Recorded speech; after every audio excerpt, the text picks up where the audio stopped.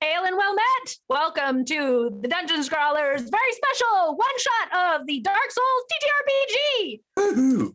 We are very excited to play this new game and have some cool guests. I'm Erin M. Evans. I'm the author of the Brimstone Angel Saga and the forthcoming Empire of Exiles. Are we saying our character names now or later? Later. Later. Okay, cool. So you'll have to stick around and find out. So really quick, I'm going to tell you about what we're doing and also our sponsor. I'll get the sponsor out of the way first. Untitled Champions of the Forgotten Realms is a strategy game that unites iconic Dungeons & Dragons characters from novels, campaigns, and popular shows into one epic adventure. The game is available on Steam and Epic, Xbox One, PlayStation, Nintendo Switch, iPad, iPhone, and on all Android devices. If you look at the bottom of the screen, there is a cool code for an Electrum Chest of your very own that they have generously provided us with. And as always, if you don't know what I'm talking about, you should check them out at idlechampions.com. Now, usually we play D&D, but today we are playing a very special game. Powered by 5th edition rules and enriched with unique Dark Souls mechanics, Dark Souls, the role-playing game, draws on the deep lore and award-winning gameplay of the desolate video games to create a unique role-playing experience. Every enemy is a challenge. Progress is hard-won. You'll die many times over. You'll also rise again with the game's unique death and rebirth mechanics based on the video game's famous system that rewards willpower and perseverance. And that's not all. In this role-playing game, you can spend your health to change your fate. But be cautious. Using this ability grants you immense power, but also brings you closer to death. And you aren't the only ones who can use it. Wait a second. We're not the only ones who can use it? Balls. Okay. Releasing on May 16th in the US, you can grab a pre-order link via the command !pre-order, or pre-order the collector's edition with !pre-order CC. Okay. Right. Is it me? It's me. It's me? Yes, I'm Eric Scott to be often a DM on the Dungeon Scrawlers channel with the Westgate Irregulars game, but happily ceding my spot to Richard August, the August designer of the Dark Souls TTRPG. Thanks to all of you viewers, we raised a lot of money for Ukrainian refugees. We still have giveaways and things on our page and charities, so please go and support those things. Otherwise, I'm mostly looking forward to crushing some dark things, or being crushed by dark things. You know. Hey, I'm Yang Yang Wang. I'm also part of the Dungeon Scrawlers. I'm super excited to play this. Today, we've come up with a new command, which is !you died. And that will tell you how many times you've died. And then every time we die, I'm going to add it. I'm going to add, +1 to the counter. And that counter up there in the upper right will permanently track how many times we've perished throughout this adventure. Let's see how low we can keep it. I'm Stephen Merlino. I usually play Sturge in the main game, but I'm happy to be here today. I'm super excited about this new material and new world, really, and some really cool mechanics that are not in the main D&D thing. So today we have a giveaway, a Norse Foundry set of dice, the Chainmail Silver set of dice is up for grabs today, and all you have to do is type in !ticket into chat, and you will have a chance. At the end of the game, we will announce the winner. Hey, I'm Treavor Bettis. I'm the community manager for Untitled Champions of the Forgotten Realms, which you heard about earlier, and I thought it was really funny that I didn't have to say that. Good job, Trevor.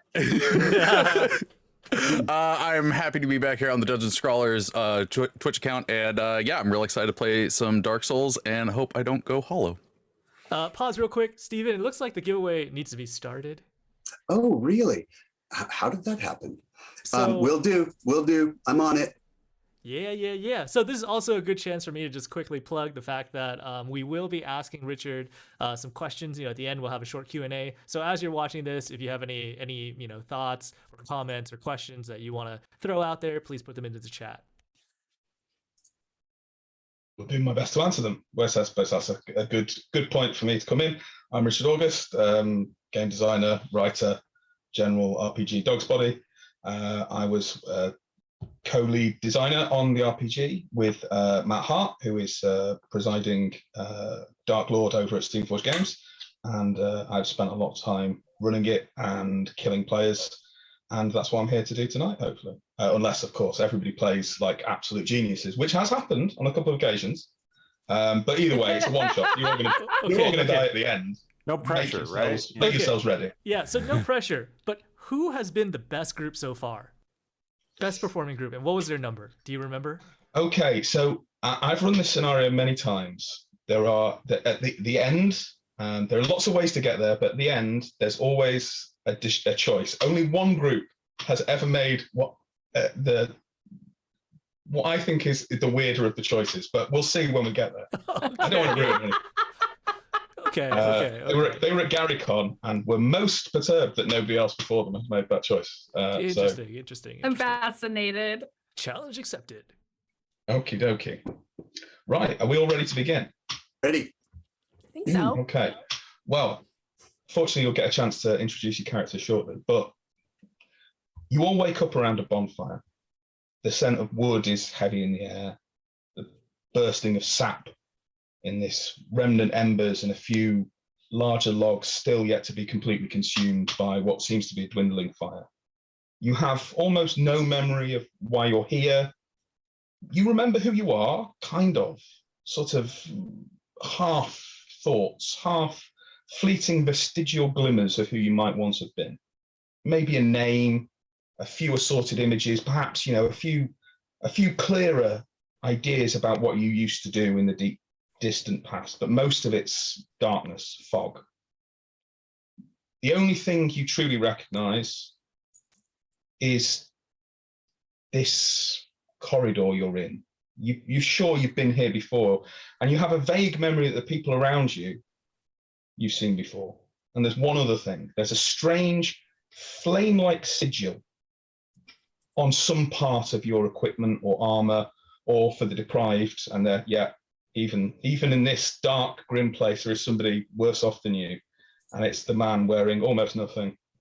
And even on his equipment, on his kind of wooden plank that he's got next to him, there is this flame-like sigil etched in, probably with a wooden stake or something just scratched in. What are you doing? I'm confused. I think we're all probably confused. Yeah.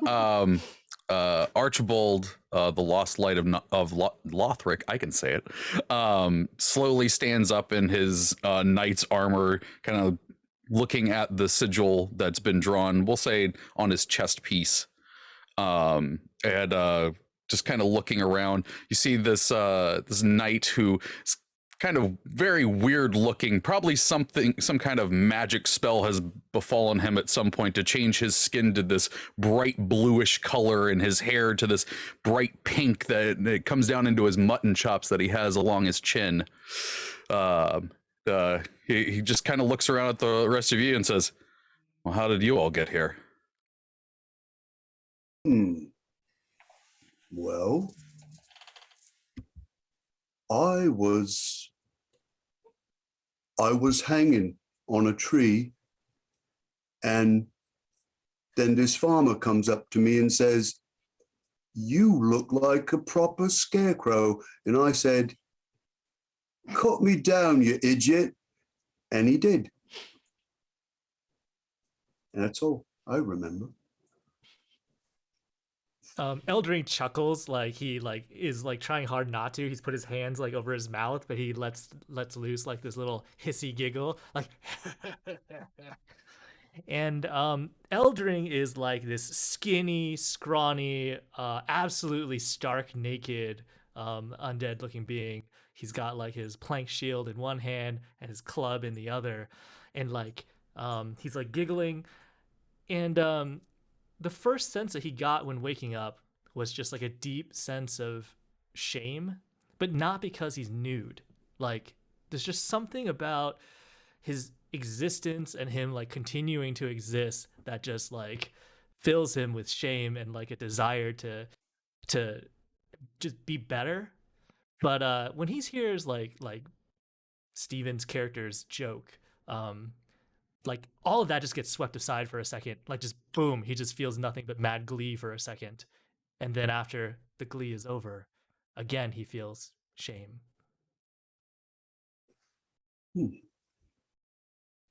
Is he old? Middle age. Right. They came upon me and I wanted to reclaim their coins. And I tried to speak with them, but their replies were only the thuds of arrows in my... So, Ethelstan is this withered figure in like this scrappy, old tattered robe. What is this curse that we have been brought in upon? Oh, this is no curse. No. That's clear. It's a blessing.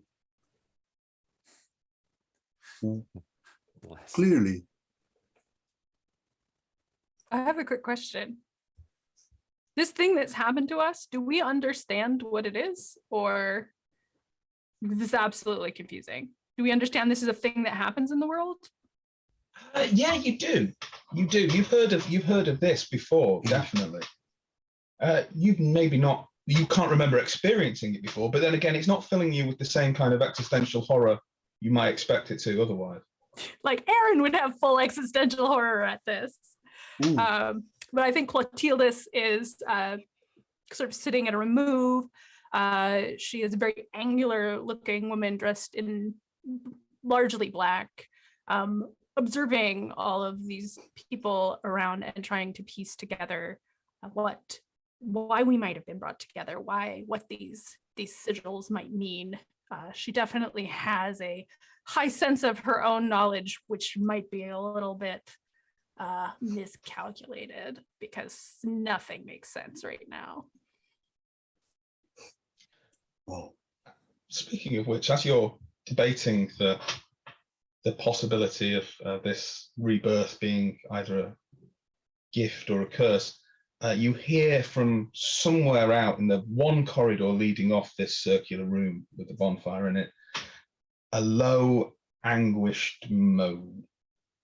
It sounds as though it might have been produced by a human voice, but it's not a human sound.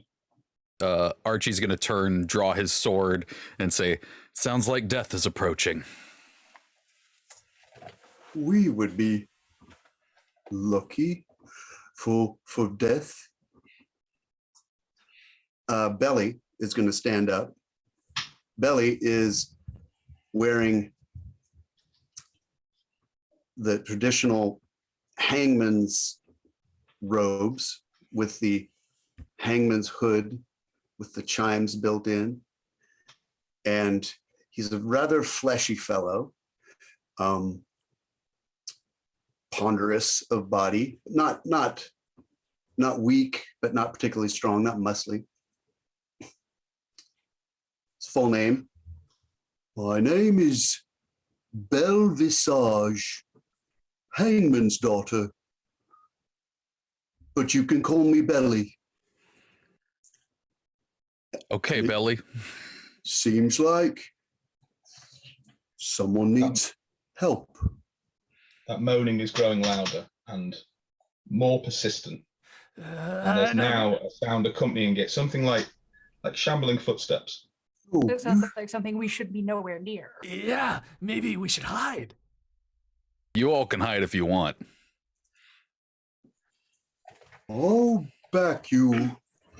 Going to go behind you. Not far. So let me just get a sense of kind of marching order. I'm assuming Archie is standing near the kind of the opening, the portal to this dark tunnel corridor leading off. Yeah. Shield Where's up. Yeah. everybody in location to Archie?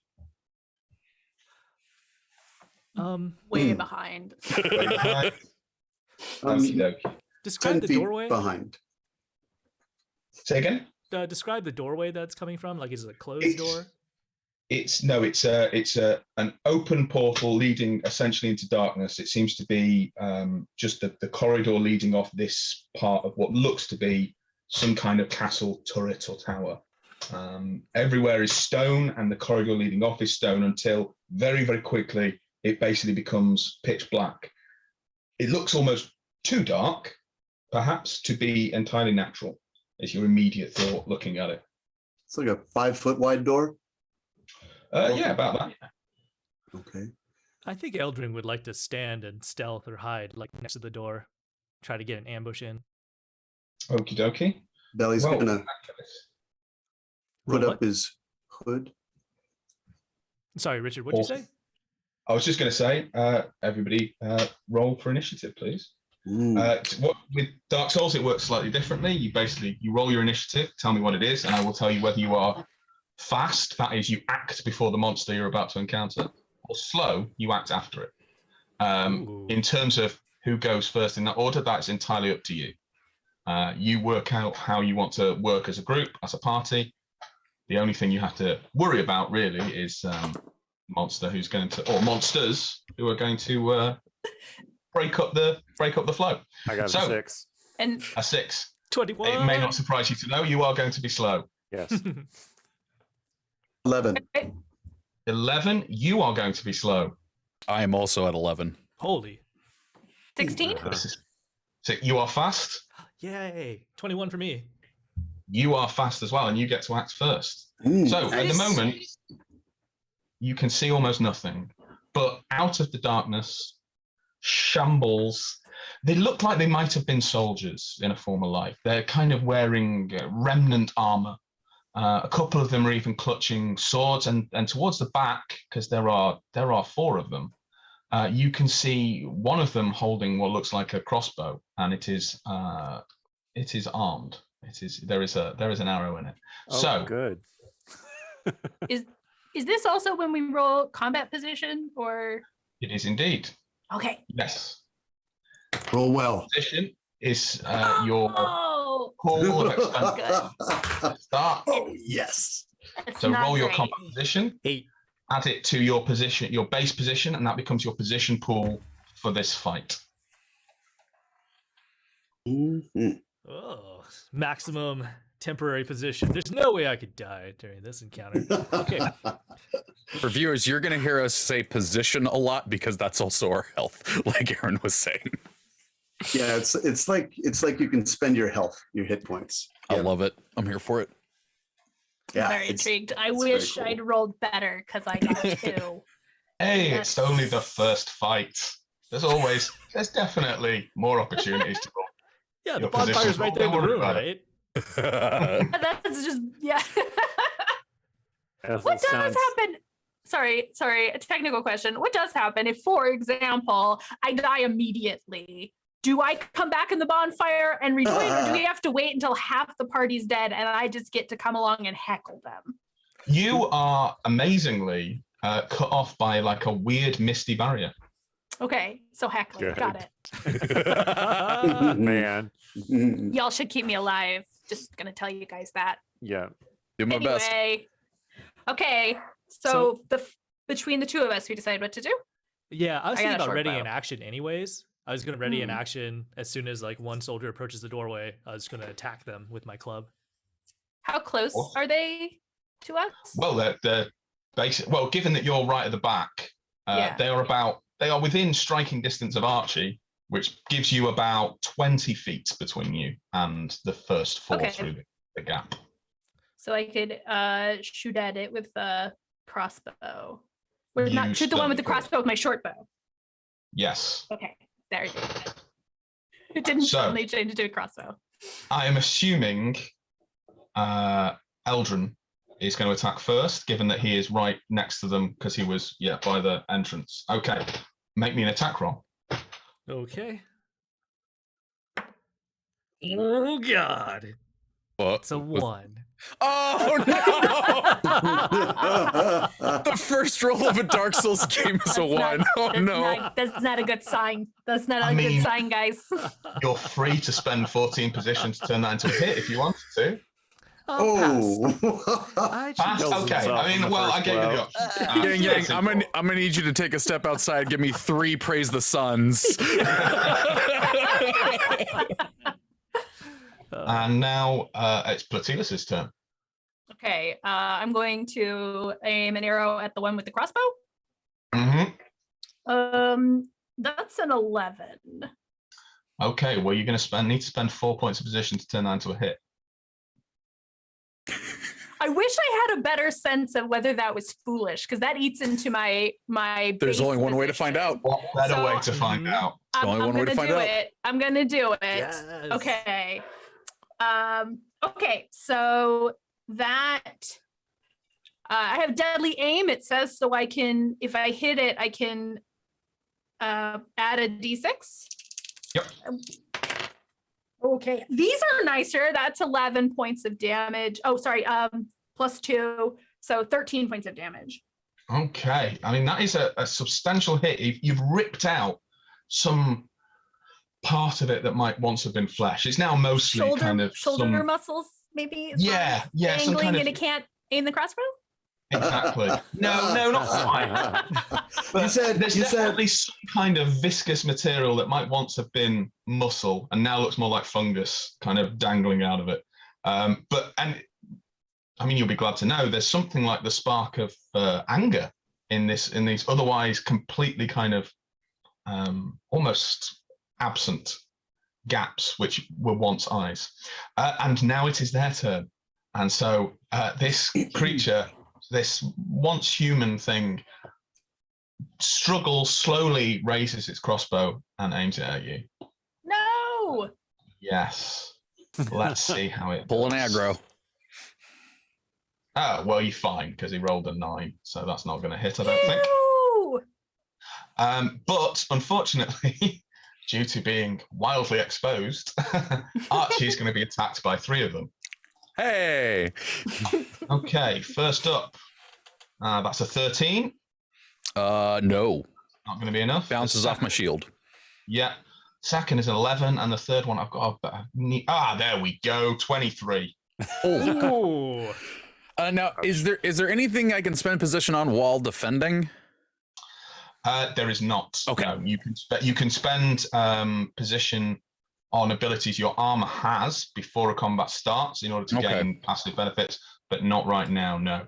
Okay, yeah, it you just can makes spend me it on worse at saves, dex. though. Yes. And then it is going to do. Let me just check how much damage it does. Not great. That's what I like to that. hear. Yeah. 9 points. I said Oh, that. It's well, a 1d8. It's a 1d8, and then it rolled an 8. So Well, it's not. yeah. They're not usually that efficient. And you That's, only got hit once. So, and now, fortunately, the rest of the party and yourself try and. I would love to give him back a little bit of his own medicine if everybody doesn't mind. Womp him. All right, I'm gonna whomp him with my long sword. That is 16 to hit. That is a hit. All right, How much damage did Archie take? 9. Oh, gee. Yeah. gosh. Luckily, Are I you- rolled a 6 for my position, so like it's not terrible, but I probably won't be spending a lot of position. Is there blood leaking out of your face? You bloodied, bro? No, I'm not because I'm only at 10 now and my starting was 13. But for damage, that is going to be 5 points of slashing damage. Okie dokie. You kind of you hack through armor, but it doesn't seem the thing in front of you doesn't seem overly injured right now. There's no kind of delay as it readies itself to attack you again. I think Archie's just going to pull back his sword and go, lovely. Athelstan, Belly, what are you guys doing? Oh, Belly is going to step up to Archie's back, using Archie as a human shield, and he's going to say, "Come, lovelies, little miracles, go and close that wound. And he's going to summon the miracle of Heal Touch, which will do 1d8 plus 1. Here we go. Oh, 9! Nice. Hey! Thank you. You're welcome. Amazing. And then he's going to sort of waddle backwards to get at least 5 feet away from even the breath of these things. Ellie might already be my favorite Dark Souls character. What a legend. So real quick, I just want to interject. We do have a poll up, and that poll is, which of the characters do you think is going to die first? Archibald, you were in the lead. But not after Totally. that move. Oh, okay. Oh, I am now because I'm voting for myself.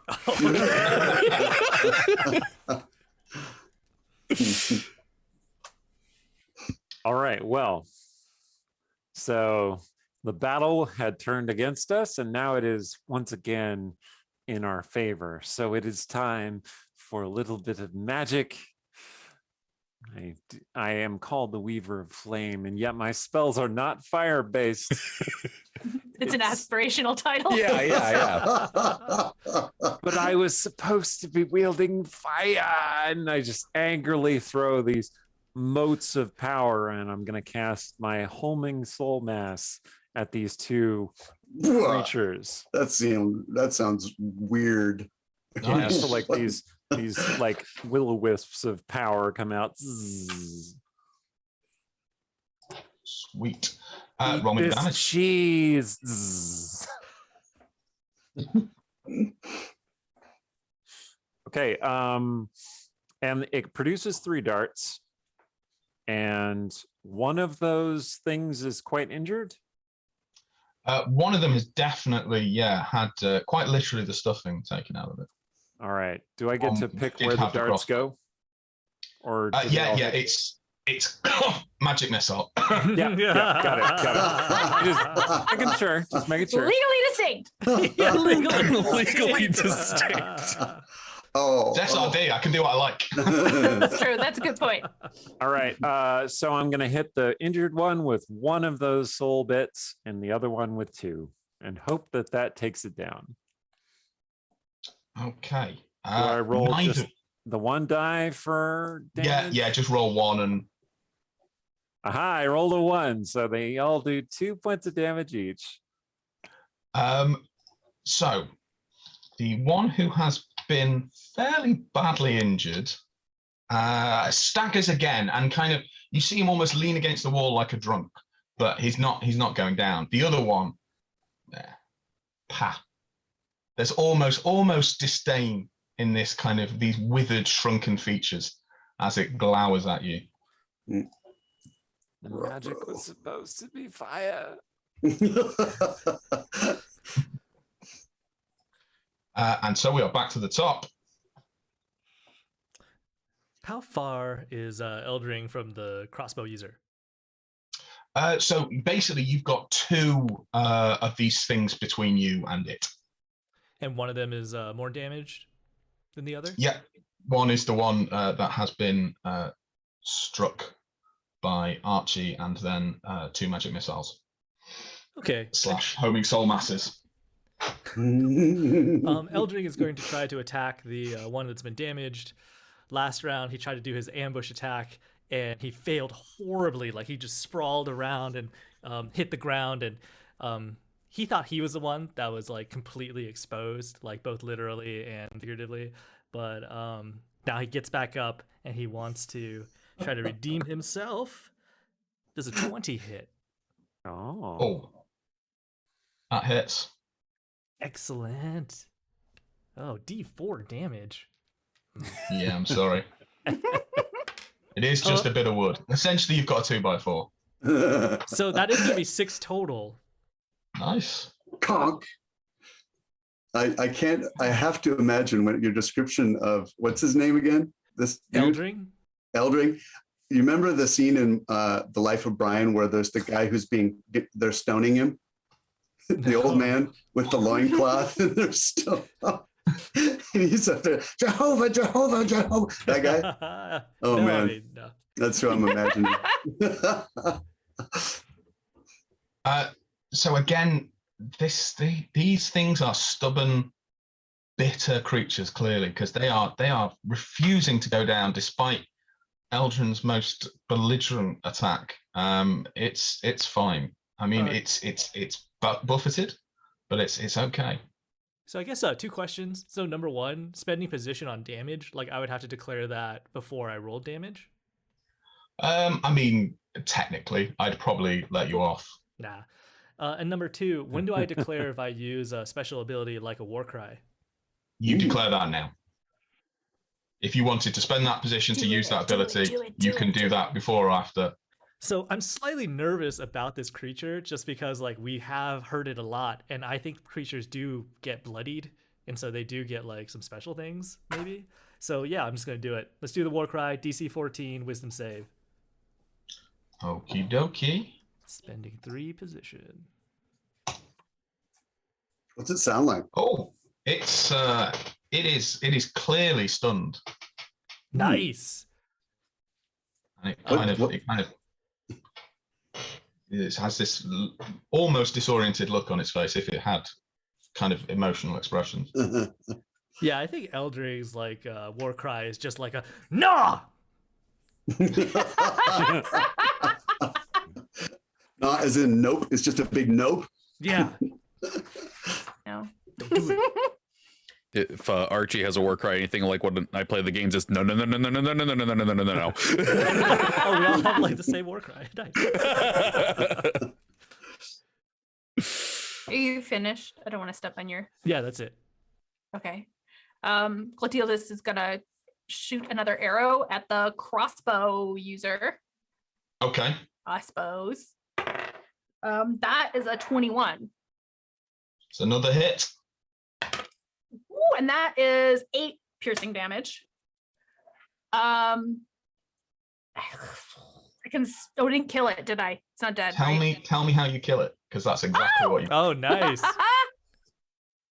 I'm gonna hit it in one of those hateful little glowing sparks right there. Snuff it out with the point of an arrow. Awesome. I have an ability. I'm a little afraid to spend this much position, but I feel like maybe I should just go. I want to say YOLO, but that's not true in this game. I think I will just go for it because being cautious is less entertaining. And spend 3 position to make a second attack. Ooh. On one of the other ones. Is there one that looks particularly injured?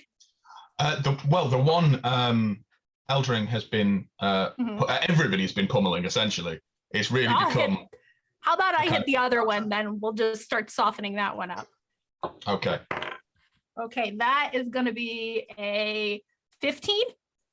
That's a hit. Yay! Nice. Okay, that is only 3 damage, which kind of stinks. Okay. Then I notice I have cunning action. Can I hide? Is there anything to hide behind in this room? There's not a lot round Can I here to hide? hide in. Can I hide behind Belly? Yes, you can. Absolutely. Belly's hiding behind Archibald, and you're hiding behind Belly. We're just doing like a That's a conga good line. idea. It's You like know a what? It's not Scooby-Doo. stealing if you take someone's good idea. That's That's right, just being smart. Belly inspired you. Please form a And this is Congo line how- behind Archie. Yeah. This is now. I'm pretty sure I can claim things of Dark Souls canon. I can't, but I'm going to. This is how the conga line began. Nice. Yes. I love it. Okay, so it is now the turn of the unfortunate things you are pummeling. Okay, so the one who is stunned remains stunned. He does nothing. But the 2 who were previously attacking Archie, one of them is going to attack them again, and Bring it. yeah, it hefts this rusted sword and swings it at you, and rolls a 4, which even with +3 is going to do nothing. But yeah, bounces off your armor. But the other reaches past, and I'm going to say, given that Belly is behind you and just came up to heal you, probably within range. He did say that he moved 5 feet away. Oh, did he move 5 feet? Mhm. Okay, well, in that case, it's going to move past you to attack him. You will get to make an attack of opportunity. I will make an Yes. attack of opportunity. Take him down. That is 17 to hit. That's a hit. And then that is 9 damage. Oh, not bad at all. Not enough to stop it, but enough to make it regret moving past you. And it utters this harsh little moan of displeasure as it does so. But it is now in combat with Belly, and it kind of flings itself upon him. That is a 14. Ah, it hits. Okay. And it does. That is 7 points Ooh. of damage. Ooh. Hey, just remember, Belly, this is a blessing.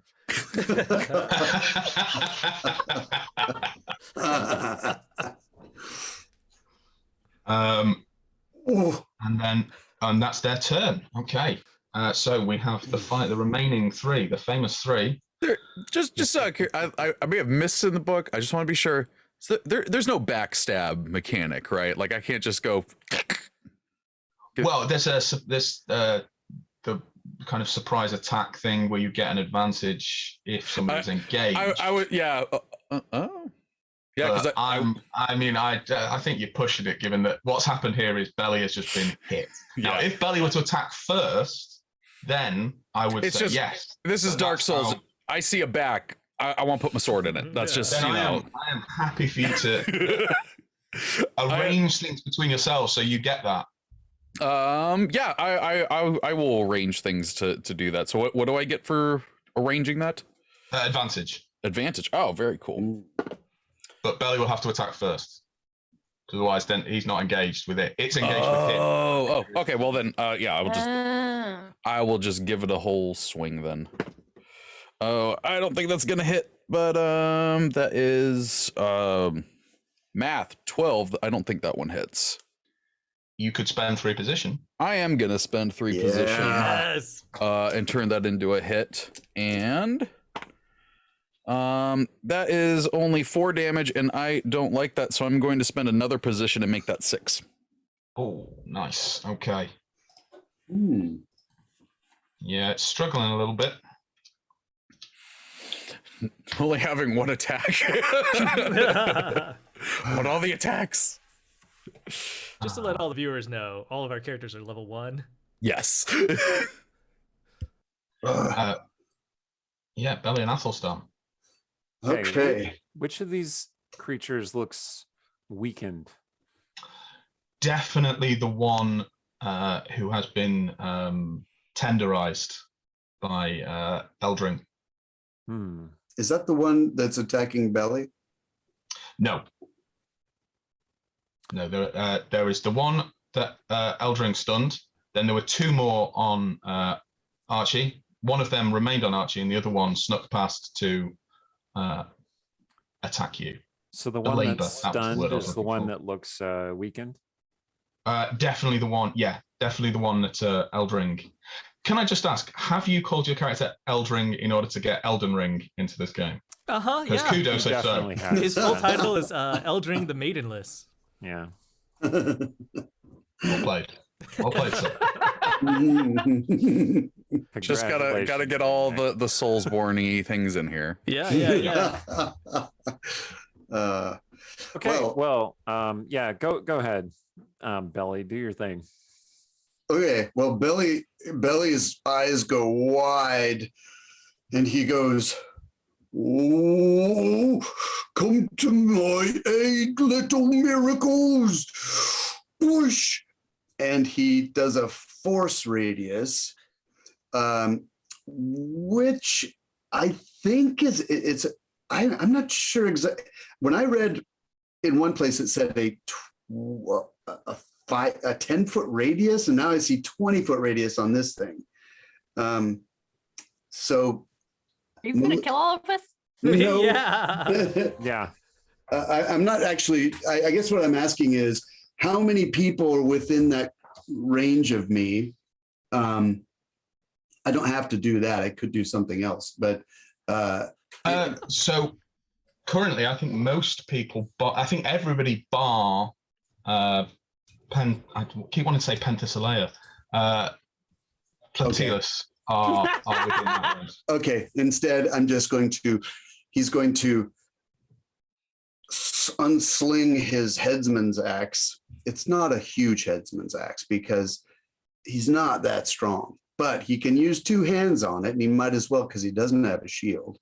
And he just says, "Fair passage to you, sir," and swings it two-handed. And well, let's just see if he hits. Cock die. 11. 11 is not going to cut it, I'm afraid. Quite literally. But you could spend 4 points of position. Were you feeling so reckless? Sorry, courageous. That's the word. Nope, not this time. He's oh nope, can't do it. He's already lost all his pool, and one more hit would just take him down. So he's going to grunt and stare, look around a little bit nervously, and that's all he can do, I believe. He can't disengage, so yep, that's it. Cool. Okay, so this is probably reckless, but that stunned one, the others have moved out of the way, so it's just I have like a straight shot to him. Yep. Is he within my movement? Yeah. All right, I'm going to run up and bash it with my staff. Now, that sounds like a terrible idea. It probably is, but there's a purpose to it. So Wait. You know what you should do is you should dodge roll up to him and then hit him with your staff. That's the safe. And then as you're doing it, you just go, Dark Souls, Dark Souls, Dark Souls. what about these robes suggest that I dodge roll? Anyway, all right. So he's stunned, so I have advantage to hit him, right? Yes, you do indeed. Okay, well, there's a 19 and there's a 16. So nice. I guess I hit him.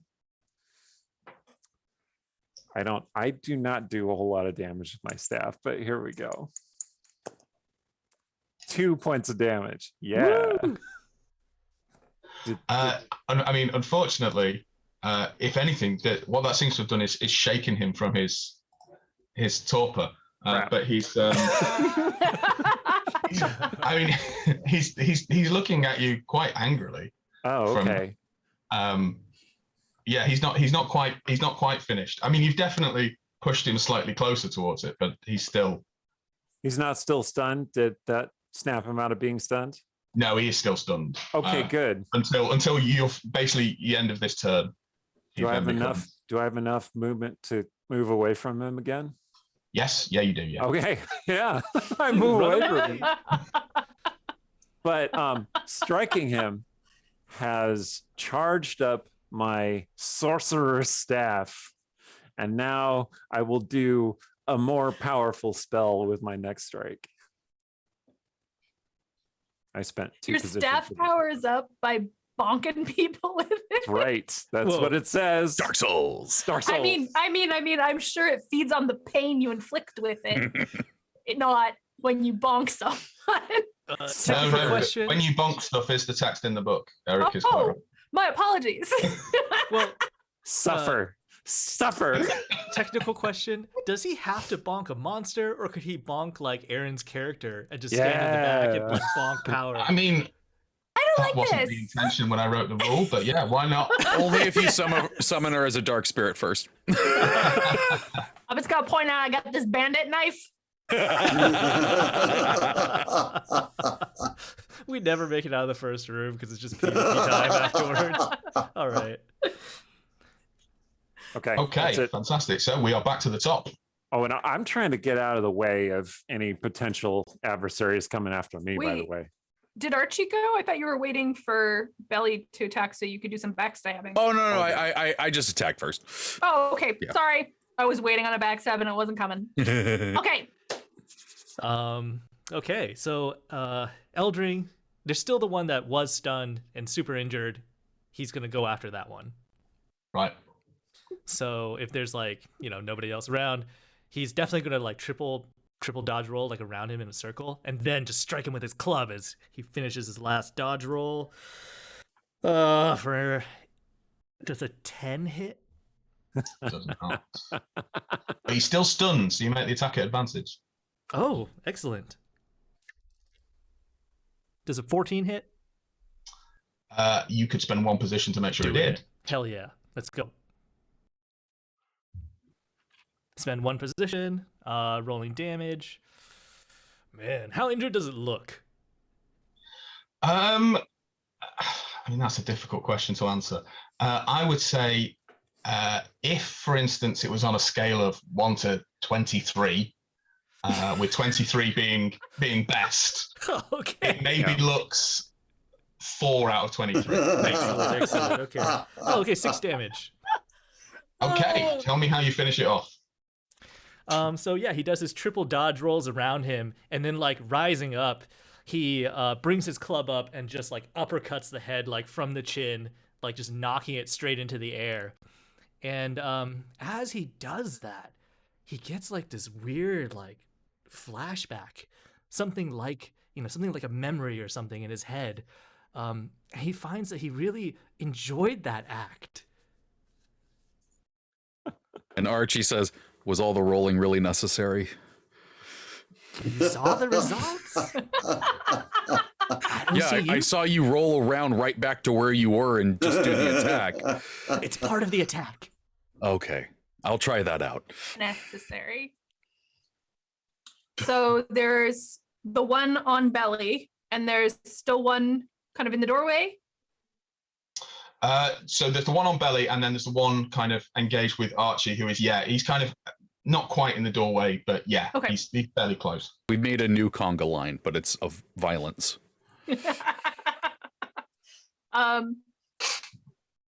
Am I close enough? Well, okay, so I would like to move back so that it's feasible to shoot the one attacking belly. Okay. Because I'm not going to try to convince you should let me point blank an arrow. You probably want to dodge roll to the side a few times, and then you've got to clear. I was fairly going clear. to say, please, can I dodge roll? And then I'll shoot my short bow at it. Archibald thinks we all lost our minds because we're all dodge rolling except for him. This is a 15. That's a hit. Awesome. Okay. I keep rolling onto my keyboard and it's making a really irritating noise. 5 damage. Okie dokie. It looks extremely aggravated, but it is still standing. Also, for the record, I am bloodied. Oh, excellent. Well, so bloodied happens when you hit 50% of your starting position pool at the beginning of a fight, and it unlocks some nice new things that are meant to keep you alive a bit longer. So when you say starting position, do you mean your base position, or do you mean the base position plus whatever you got? Whatever it was before you rolled. Your position pool. No, sorry, your position pool at the start of a fight. Oh, then I'm extra bloodied. Okay. Okay. I think Cool. I The get very it. stealthiest. But it is now the revenge of the Hollow Soldiers, and the one attacking belly, who is definitely parts of it are starting to look hung on by the thinnest of margins, is going to swing at them with a sword and rolls a natural 1. Yes. Yes. Flings his sword into the fire. Yeah. Pretty much. He almost decapitates himself. He misses by such a I margin. like the idea that the sword flies and just sticks perfectly into the bonfire to be kind of at an angle. And Archie's like, that's got a nice aesthetic. And then the second one takes a swing at Archie, and that is a 19. Which should Oh, hit. yeah, that'll do it. Yeah. And Because I have 18. hacks at you for 5 points of damage. Oh, that's not nice. Yeah, okay. You said 5? 5, I did, yeah. Okay. Okay. So right now, so like, just so I'm clear, because I think I got confused too. So at the beginning of combat, I rolled the position die. I ended up with 19 total. I'm at 10 now. So is that almost a bloodied? Or That's almost a bloodied, yeah. okay, so it is okay. So it's half of what you got for the fight. Got it. Yes. Got it. Okay, cool. Well, I am almost bloodied. And it's now your guys' turn. Do either of you want to go first? You know, I'm pretty sure I didn't need to hit that guy with my staff in order to get the effect, but I'm still glad that I did. Well, could you hit yourself? We developed a character quirk. Yeah. No, it's just I can just spend the position to do extra damage with a spell. I don't know. I like the idea that your sorcerer just runs into every room, God. hits something, and then runs back out. All right, I am going to swing my staff and gather power and loose a soul arrow at one of the hollow enemies that we are facing. Awesome. Are they wearing armor or anything? They are, yeah, they are. Ooh. Lovely. I care not which one I strike.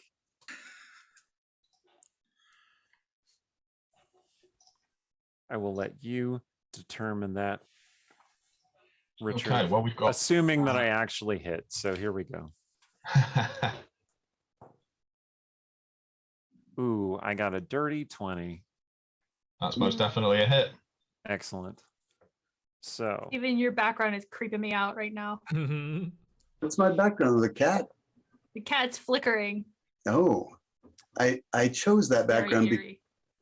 Okay. It's a displacer beast. Oh, I see. Like I 8 got it. I points see. of damage. How many, sorry? Nice. 8. Nice. Okay, tell me how you kill the one that was trying to rip Belly's throat out. I expel this blast of soul power, and it just goes through the creature's head, which explodes, and then its body just collapses to the ground. Awesome. So, Okay. I think Archie got this one hollow left. He's gonna do like he's gonna try to do a dodge roll to the side, and you just see essentially what Yang Yang's character did, but in slow motion. As he just and he comes up in his armor and he goes, "That didn't feel as good as it looked with you doing it," and he's just gonna go for the attack. But probably not gonna hit. That is 8. yeah, that's definitely not going to hit, I'm afraid. All that pumping about, all that showing off with the What dodge about roll. style points? No, we wanted to add more, not take away stuff. If you'd like a game which gives you style points, you could check out Devil May Cry, available from steamforgegames.com. Wow. Is it an RPG? Or is it? That's going to make my market. That's going to push my marketing brownie points up so high. Yeah. See, I'm not gonna lie. I love Devil May Cry. I'm gonna go look at that afterwards. So, anyhow, Well done. Ping setting me Richard tomorrow. up I'm like sure we that. can Well sort something done. out. but yeah, with that miss, I'm not gonna spend any position right now. I'm gonna do what I do in the games, not get greedy. I will. That will be my turn. Who's next? I think it's just you. Just No, I you. am. Okay. I was just looking at that spell. It's a 20-foot circumference force thing. So I guess that just means anyone in a square adjacent to me. Is that what you Oh yeah, agreed? yeah. Well, 20 Yeah. foot. And it doesn't do any damage, but it might knock you prone. That's the idea. So this thing is kind of bloodied, as if that's on me. Yeah, it's definitely. That one's dead. Sorry, it's the one next, still engaged with Archie, who's still standing. All right. So is Archie bloodied? Almost. Very Almost close. bloodied. All right. Can you explain how medicine checks work in this game? How would you like them to work? Free hit points, Yeah. position points if you make a good roll. Well, you could use them for that, but not in mid combat. Right. Okay. I'm just wondering if afterwards. I'm trying to. I was trying to work out if you To wanted to be know clear. how healthy the hollow was, or Yes. You're very worried about Archie, but I'm actually bloodied right now. So just want to make sure that's clear. Okay. And this thing is on Archie, and it's looking pretty beat up. it's definitely it's definitely taken some heavy damage. Okay. Archie's gonna say, "You should come hit it, but don't do that rolly thing. It doesn't work that well." And Eldring's gonna say, "Do the rolly thing." But you gotta do 3 of them. I don't think rolling is right for me. Oh, I've got an axe. Only I'm used to heads that sit still for me, so this ain't quite my bag, if you know what I mean. Here we go. And he swings it up overhand, 2 hands again, and he's just going to try to split the thing's head. That's 16. That's a hit. Yes. Nice. Nice. All right. Let's see what happens. 8 damage. Nice. Okay, it's still not quite finished off, but it is clearly down to it's unwell. Let's say that. Stubborn. And he's just gonna try to look less intimidating than Archie so that it pays attention to Archie instead. He's gonna try to look sorry, like remorseful, like ooh. Archie does not look remorseful. And we are back to the top. Okay. How close is this one to Eldring? Well, given that you finished off its companion, 10 feet.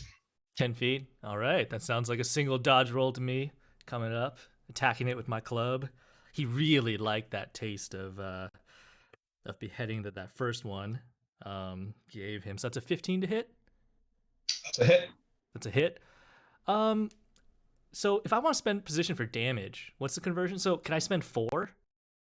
No, you have to spend a minimum of 5. I will spend Because 5. otherwise, it kind of invalidates a few too many weapons. Gotcha. Yeah, I'll spend 5. Let's do it. Okay, wow, I love it. You're spending it for what? Damage. Oh, for damage. Wow. So 3 plus the 5 plus my strength is 2, so that's 10. Tell me how you kill it. Yeah.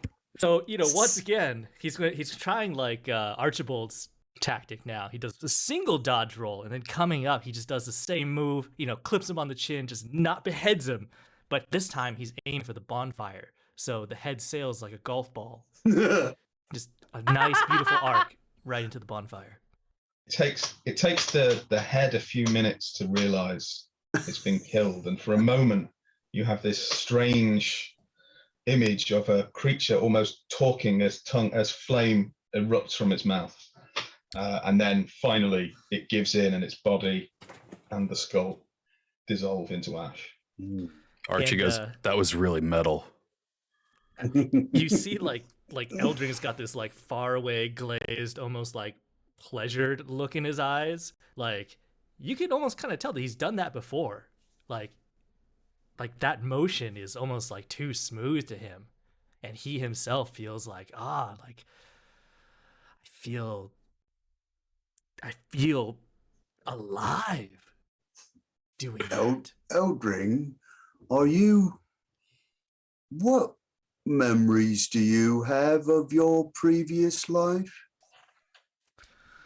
What was you?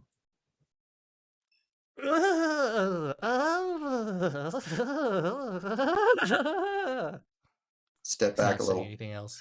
Yeah. He's just giggling. Archie just goes, "Yeah, you're a little weird." Somebody's good at knocking heads off, thanks. That. I've killed 2. How many have you gotten? I got all the ones that hit me that didn't hit you. Does Archie recognize the armor that is on these creatures?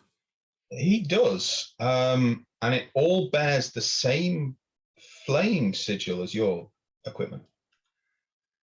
Does it look like it is like definitely kind of similar to the exact equipment I have, or just the symbol?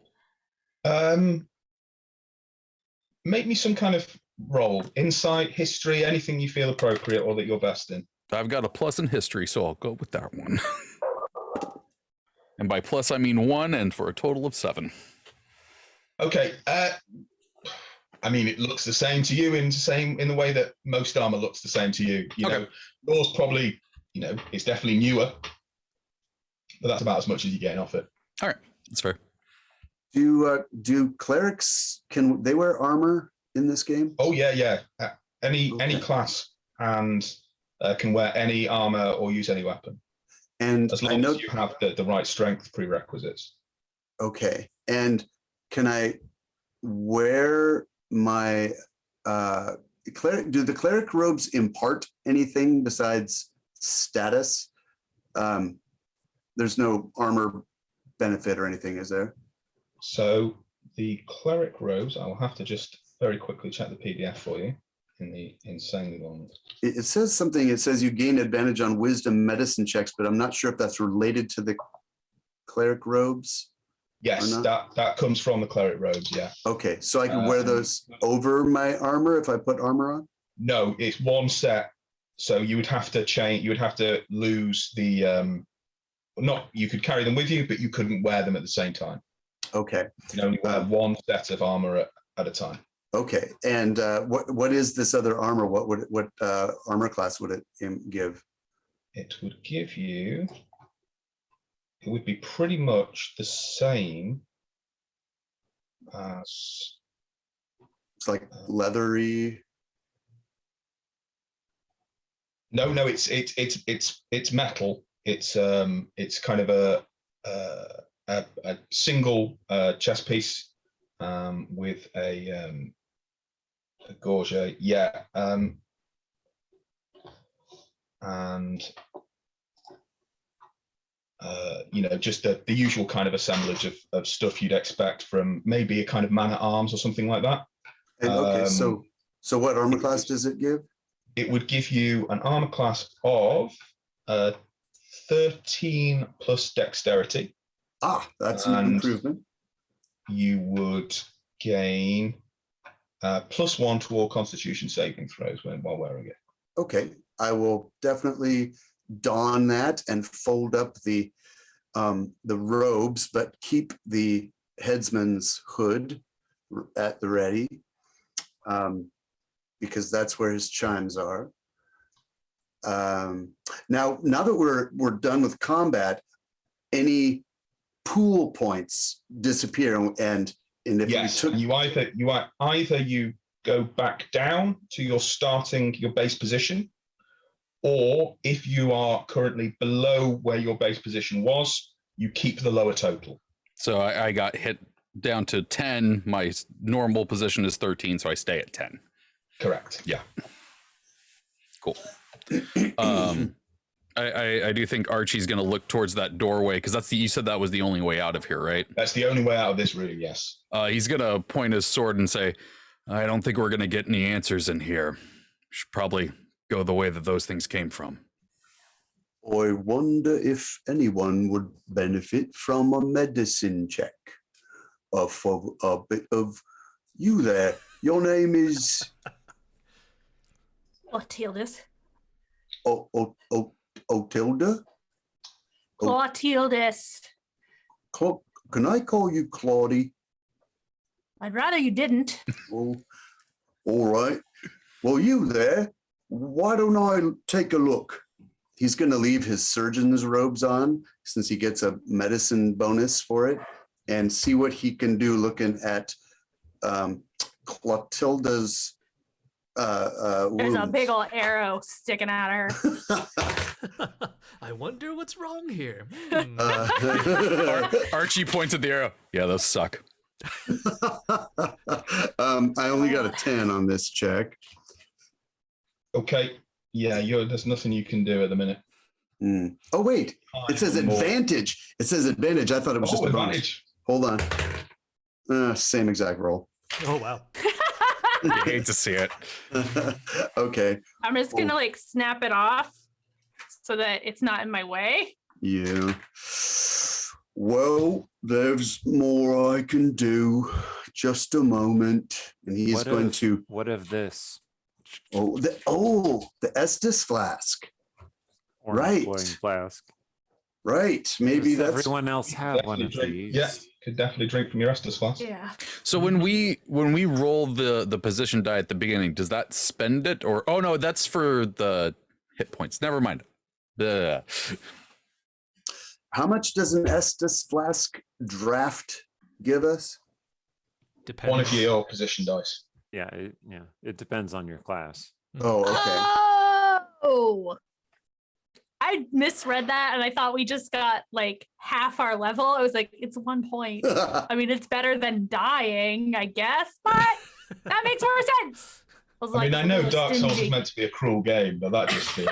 Yeah. I will drink from that Estus Flask. Please roll better this time. 5. That is better. All right. Nice. And that goes. That's temporary. That's what goes on my base. No, that just goes up. It can increase you past your base. No, it can't increase you past your base though. Yeah. That's exactly up to my base, so I will take it. Very good. Okay. 4 draughts of your Estus Flask. They heal 1. Can I do a religion check on this flame sigil? Yes, you definitely can. Yeah. Okay. So I shall be inspecting it with my arcane knowledge. 9. No. I got Again, you just get the feeling you've seen it before, you know it, but nothing's coming through that fog. I got a 20 on my Arcana check. Did I figure anything out about it? Athelstan, yes, you know it's not a magical symbol, but it's related to the house or kind of ancestry of a baron. And again, this triggers something in your memory, something you have some idea that perhaps you served a baron or was somehow connected to them. But again, there's very little concrete detail. It's all kind of a jumble of kind of sense memories. Well, I tell everyone that. So these rules for invoking your memory backstory and your drive, just out of curiosity, should we be like holding those back unless we're doing those rolls, or? No, absolutely. Okay. Use them whenever you like. The only thing is, I would say, is that they are very specific. So the memory is very specific. It is, you have this memory, but it is one of, a handful of moments you have clarity about in the midst of this fog of absence.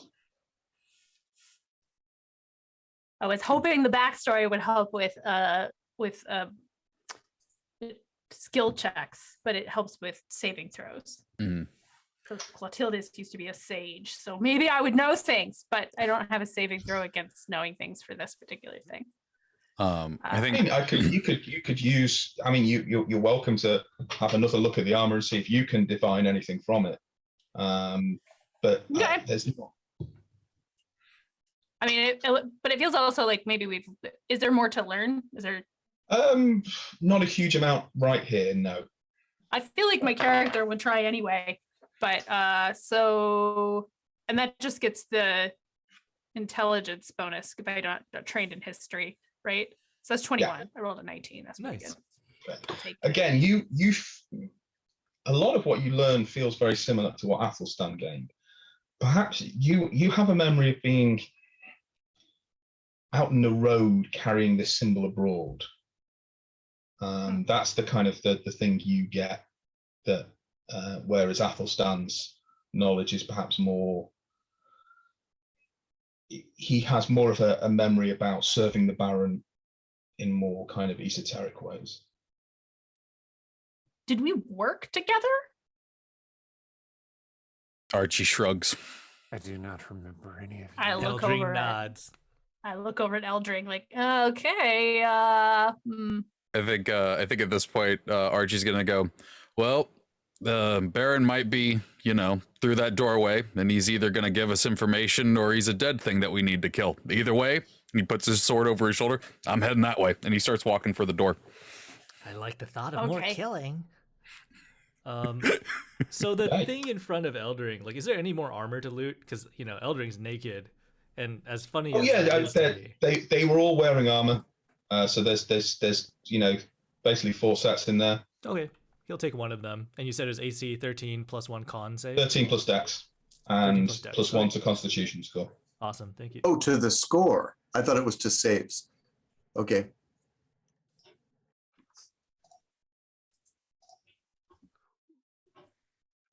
okay. We Okay.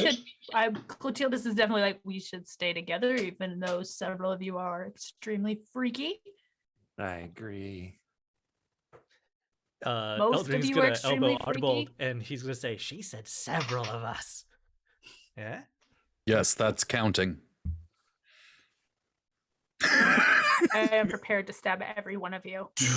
Do we need light, like flame, to illuminate things, or are we? Do we have dark vision? No. So yeah, you're definitely, if you're going into this tunnel, you're definitely going to need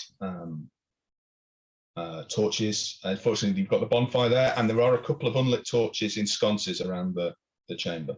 Okay. Oh, then yeah, if RG sees that it's too dark in there, he'll grab one of those, stick it in the bonfire, and start walking through there. He's gonna have it so that his shield is on his back, and he's got it up so he still has his sword out. Okay. I should You carry head a into the torch. passageway. I'm assuming Yeah. sounds like everybody else is too. So yeah, That's Mhm. the way out, right? that's the only way out. It's The only way out of The this night- room, yeah. Only Just way gonna say, I anywhere. think- That's, An I hour, definitely don't want to live here with all of you. I think an hour and 15 minutes is the record for that room. So well done, guys. It took us so long. Wait, which is it? The length, the too long record? All right, no. never mind. Never mind. I'm a big fan. I loved it. Right, so you're heading into the corridor. What immediately becomes obvious to any of you, even if you barely believe in magic, is that this darkness does not give way in the way that usual darkness should. It's almost like it's almost treacle thick.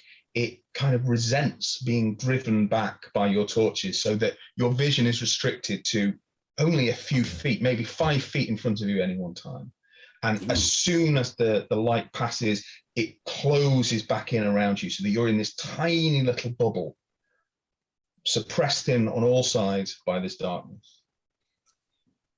Belly Can will get somebody- one too, so that there's at least a torch every other person. Absolutely fine with me. Shield and knife. Can somebody make me, in fact, you all be able to make me a perception check? Yeah. Ooh. That looks like 17. 20, Nice. 13. 22, actually. 14. 14.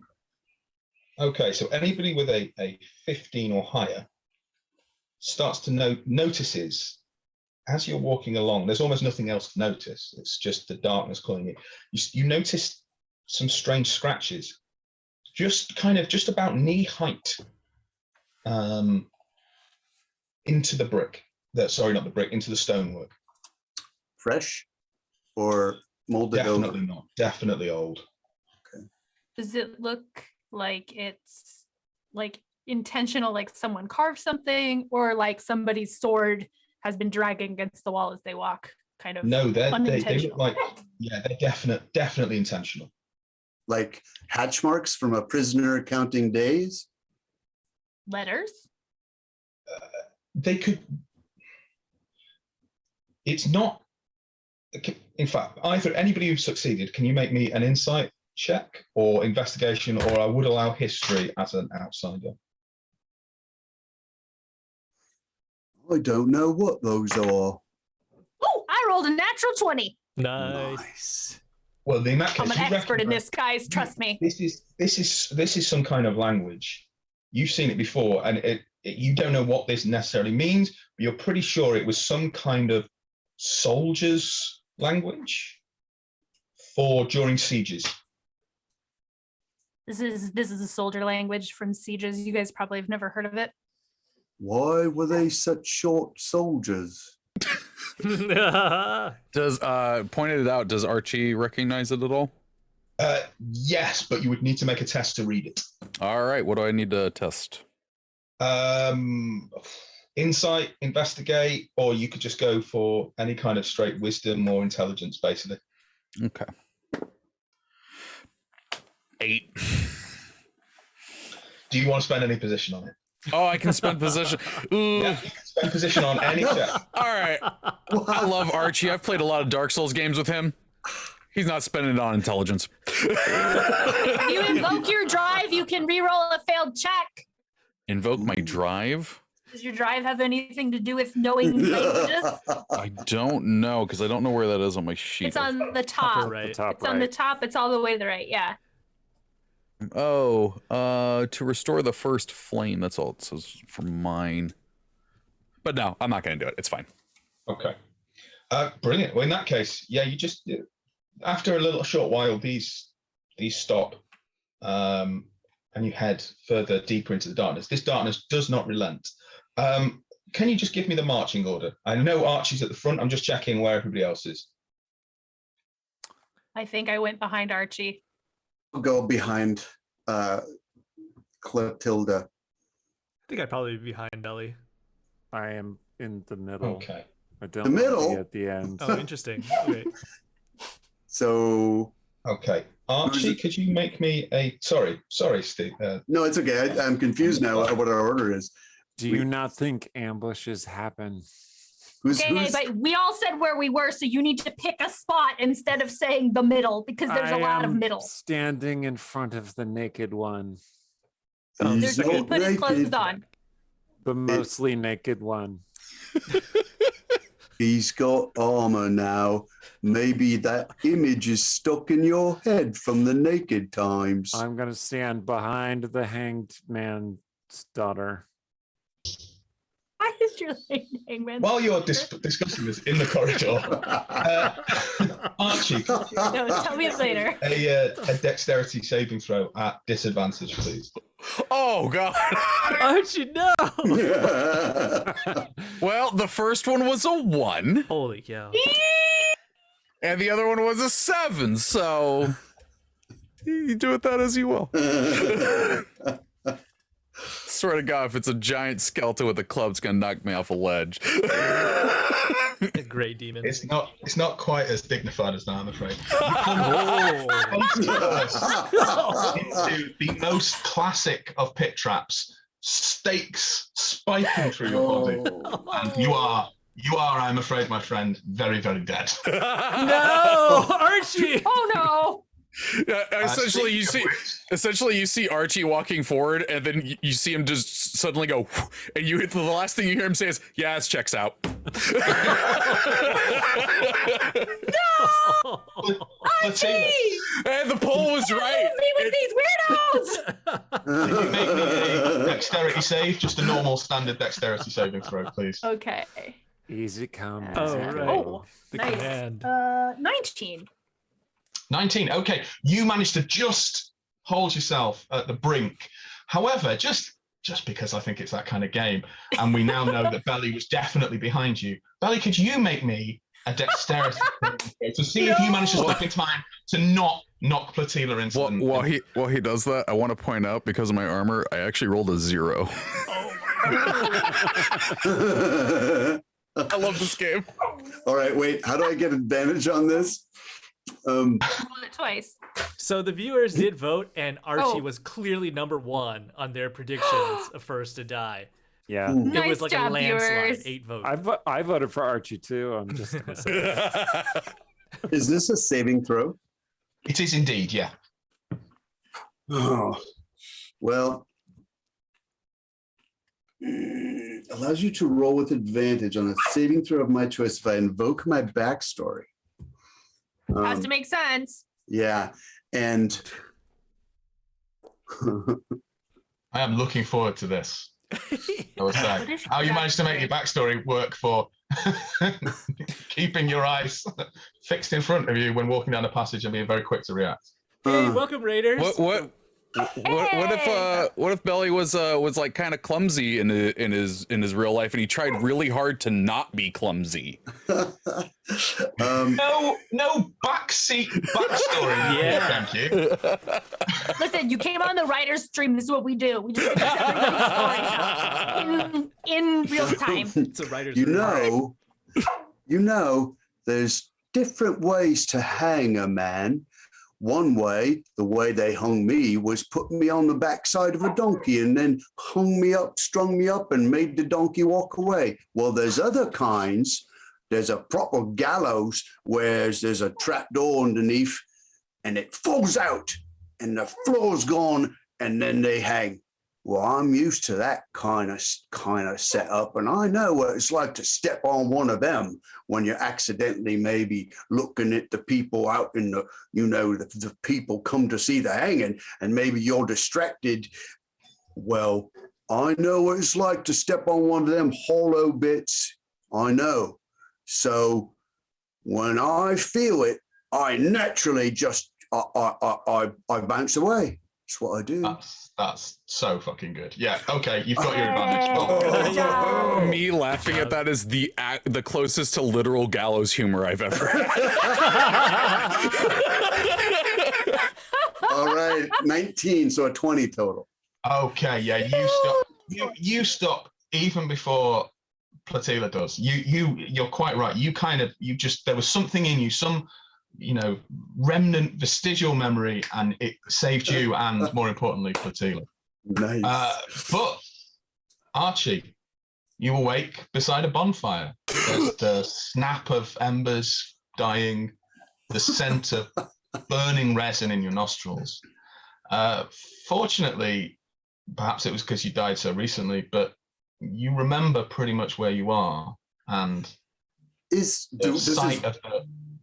Sorry, does his body disappear if we're looking down into his body completely disappears in front of you. It's almost like it turns to ash, like the soldiers you killed back in the room. If any doubts you might have had are dispelled by the empty suits of armor around you. While you're all looking down at this, Archie appears behind you all with another torch that was there. It just says, "Yeah, this place is a lot weirder than we thought." Oh, what? Also, there's a hole there. You might want to watch out. Noted.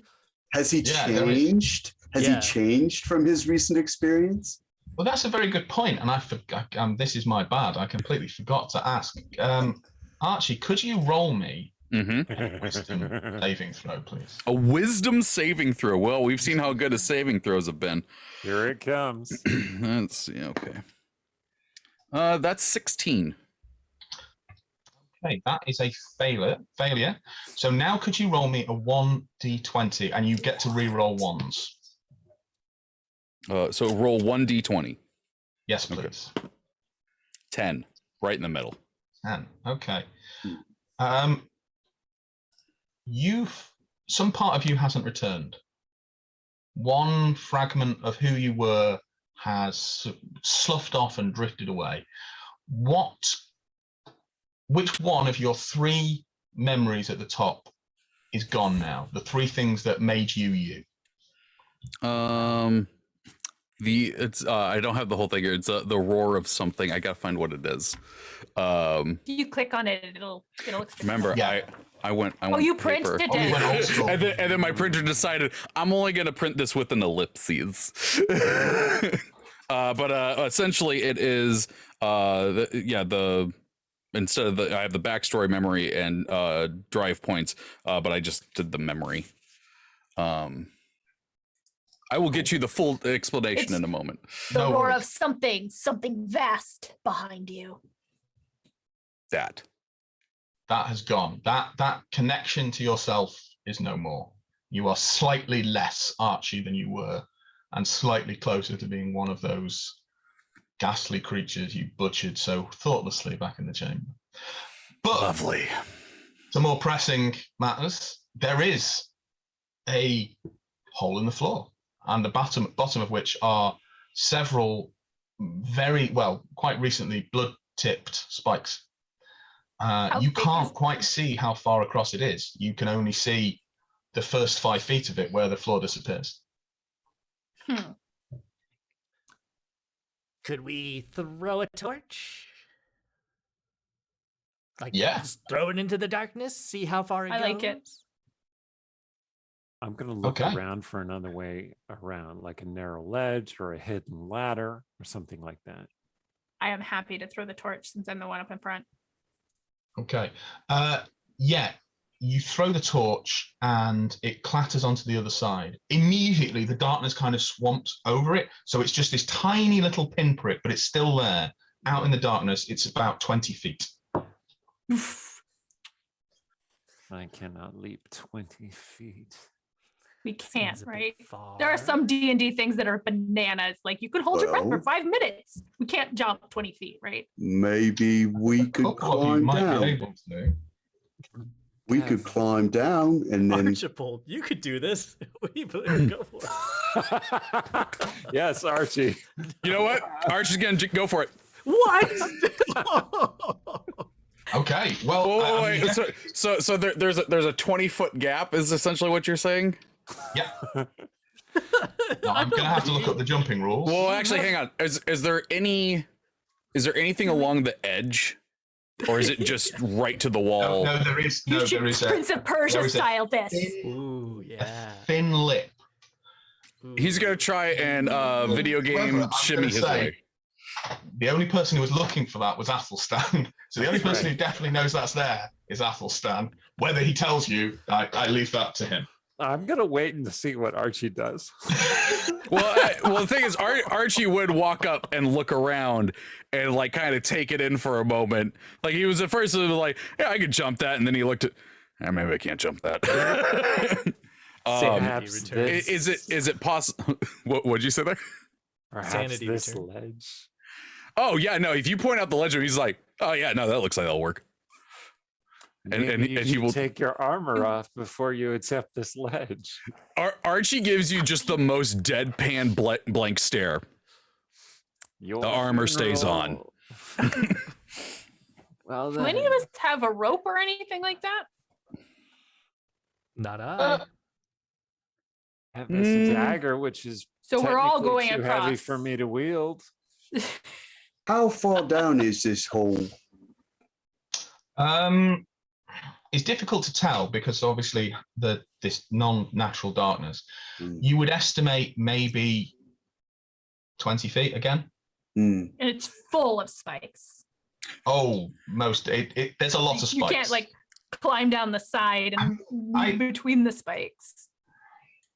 I mean, I would allow you to do that, but it would take a climbing test to get down there safely. And if you possible failed, fall. then you're going to land on a lot of spikes.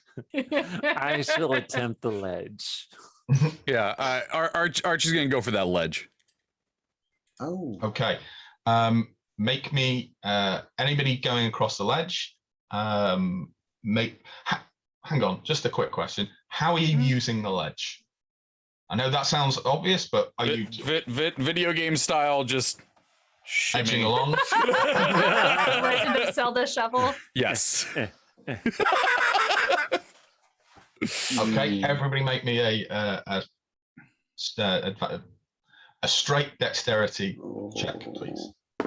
I mean, I'm going to let Archie go first, obviously. Yeah, is it possible to watch someone do this and then how did Archie that? rolled a nat 20.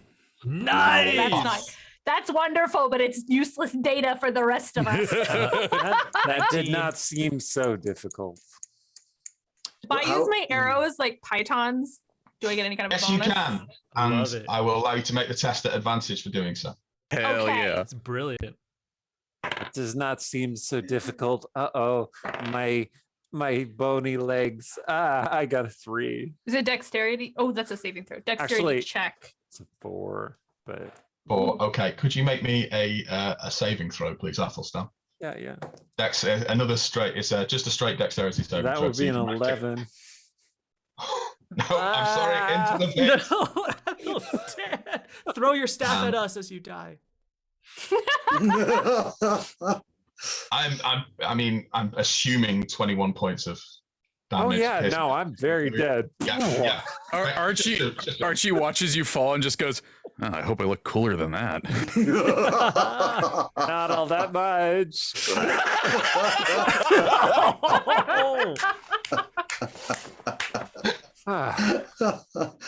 Oh, I'm very grateful for that advantage because I rolled a 3 the first time, and then the second time it comes out as an 18. Which I hope is. More than I was like, I may have just been talking to big game. All right. So I Brilliant. rolled after Archibald. I got 19. 19, all good. Okay. Belly. how wide is this ledge? Sort of maybe like a hand's breadth, like that. Enough to put your foot on with a little bit kind of hanging over the lip. I'm a It's definitely a shuffle, or as not Panther Slayer for the My should have changed my name. Nobody can say it. Platila did. You could lean over and brace yourself along. All right. I'm at a distinct disadvantage for having a large belly. I don't like much shuffling against a wall. I relate to that. Oh, bother. My belly's made me fall. Drat. Could you make me a saving throw? We fought 4 hollows, and this hole is murdering us. 10. 10. Okay, sorry. Yeah. Okay. Well, at least Athelstan's waking up to company. There's now Oh, three people on the other side. Do we This make- is the boss room. You understand that, right? wait. We came to a bonfire on the other side of the pit.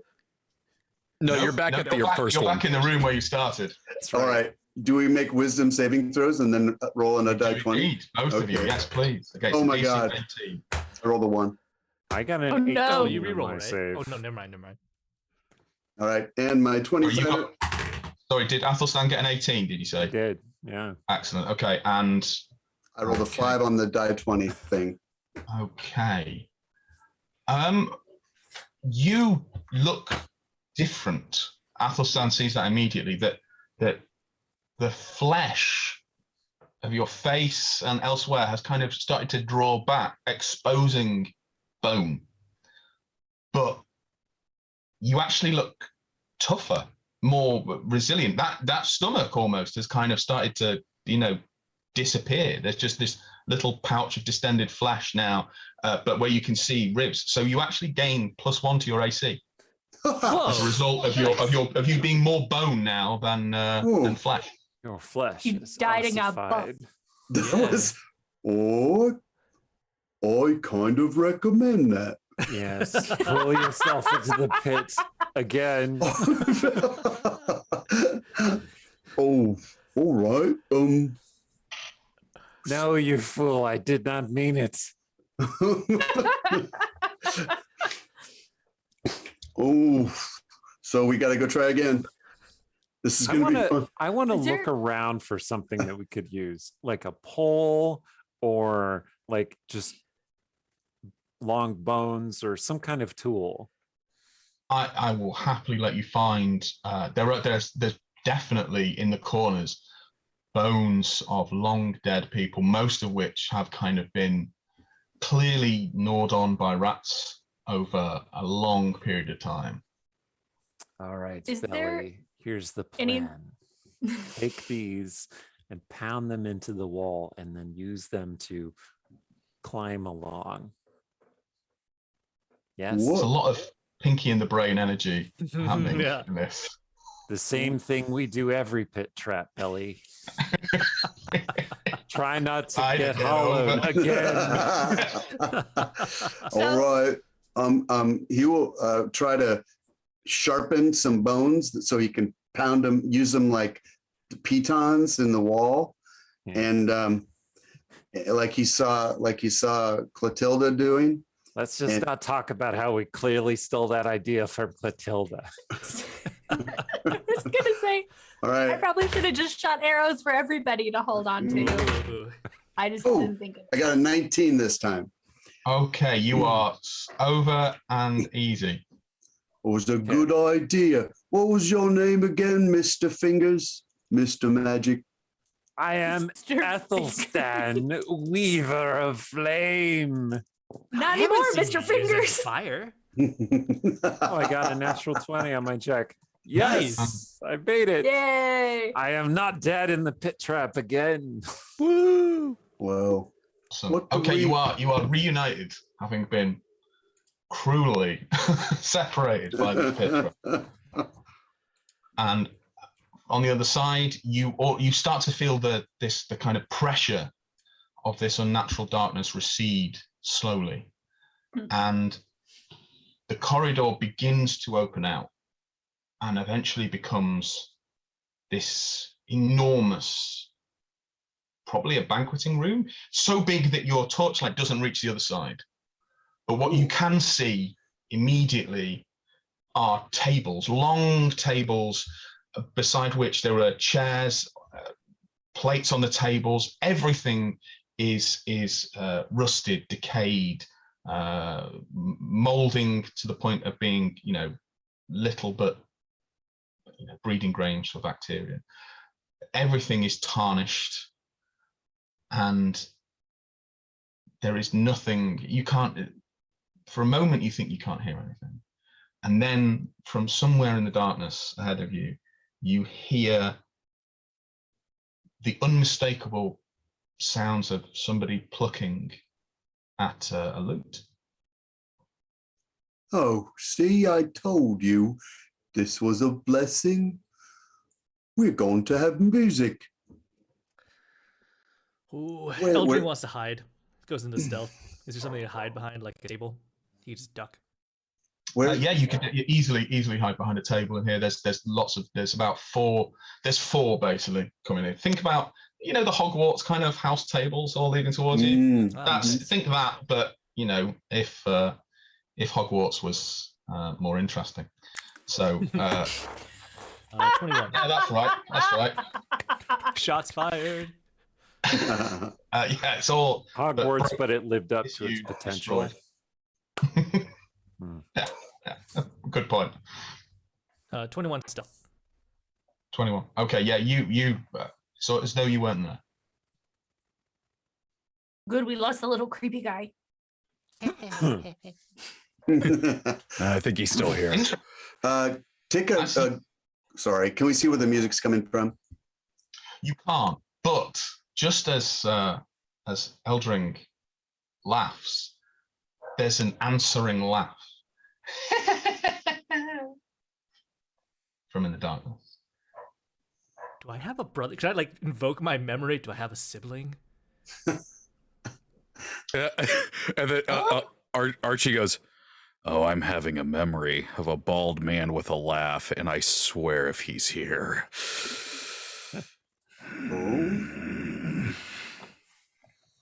Well, finish that thought. I'll kill him. Does there seem to be anything valuable on these tables, or is this just was it abandoned mid-feast and there's moldering food, plateware? anything? It's definitely it looks as though this feast was broken up during the height of revelry, and a long time ago. Most of this, this is good quality earthenware stuff. It's a few of the tankards are maybe metal. There's a couple of kind of metal plates, but not much, and most of it is so kind of rusted or decayed as to be utterly useless. Why don't we see if what's at the head table? I mean, I can think of a couple of reasons, Oh, but it's not like we're going back to the pit. is there another way out? Everything's You dark. can't. Oh, sorry. No, you're completely right. Yeah, it's too dark for you to see. Well, let's follow a wall toward the head table. or Okay. not. I mean, it sounds like as good a plan as any. Archie Oh. will start walking that way. Right. Though part of me is like, something's in here with us and we're holding torches. It can see us. We can't see it. Can't see me. But, oh my gosh. That dude. I don't, that is not in character. Aaron French, a character, very creepy again. he's It's like going excellent. super creepy. Yeah. Oh no. That backstory. Did anyone pick up the crossbow? That would have been useful. That's a good point. We did not do that. Maybe the spry one could go get it. You and I walked past it a couple of times. Maybe. Naked man, where'd you go? Go get the crossbow for us. Who's Naked. naked I've got here? a short bow and he's got some magical darts. Maybe we should just like get out of here. All right. I think Archie's just gonna walk up towards the table and just go, "Hey, anybody want to fight?" Show Well, we follow yourself. Archie's plan. What happens So- when he does that? A trill. Why would I fight you, my friends? I've been waiting for you for ever so long. Eldrin Well, replies back. How I've missed that laugh. Archie's gonna point in the direction from where Yang character's laugh came from. Just go, he is not making a good argument for me not to kill him. I'll wave my staff around. Come and face us.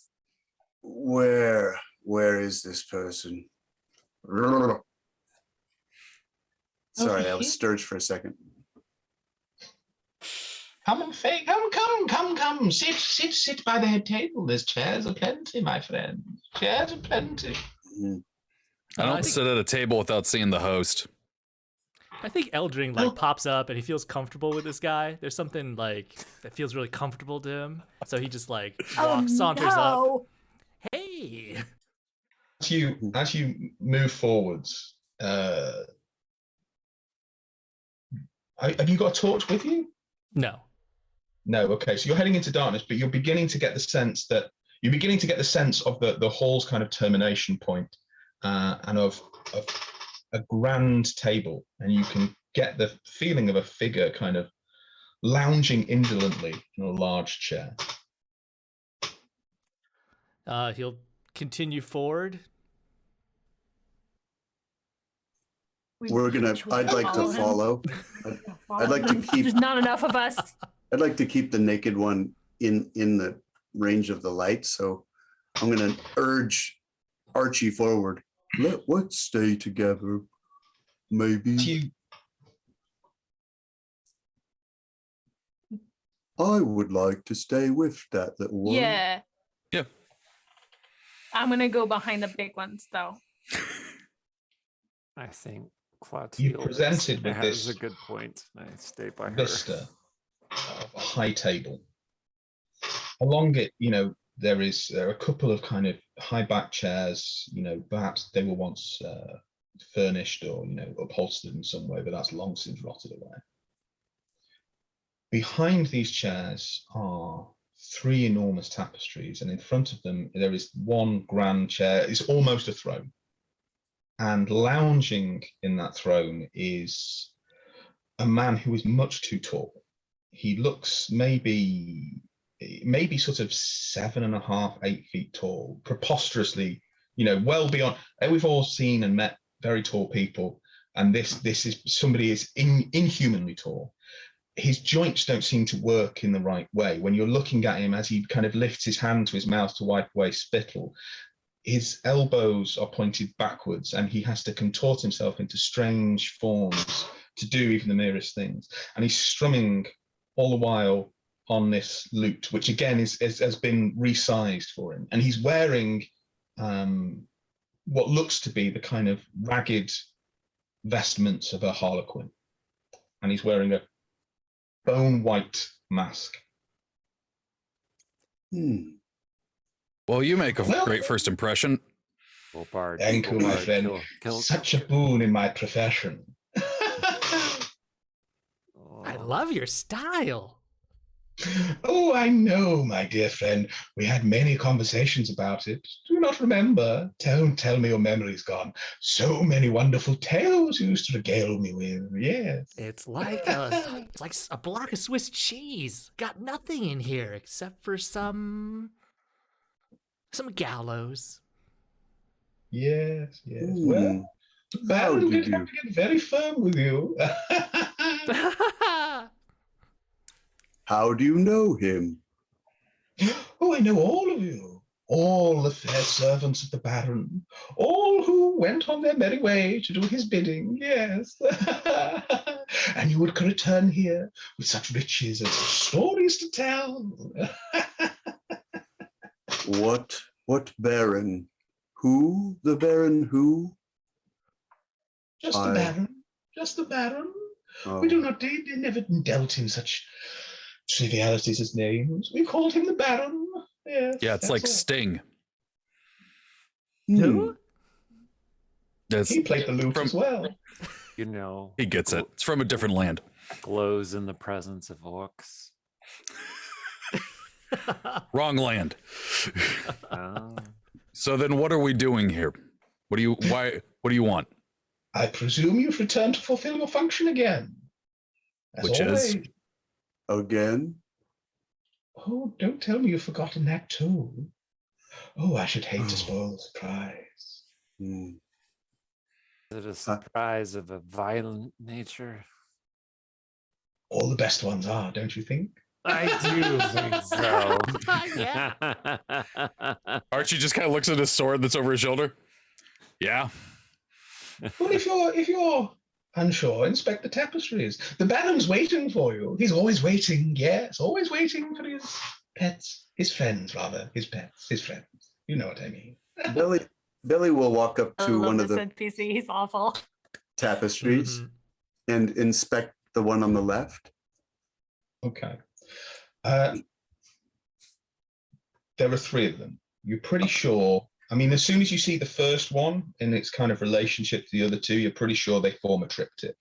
The first one depicts a tall, bearded, wise, kind of avuncular-looking man, and he's standing in front of a castle.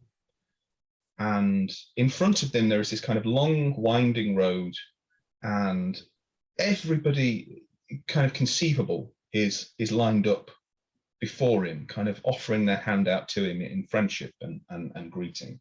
And he's got his arms open in the same to that.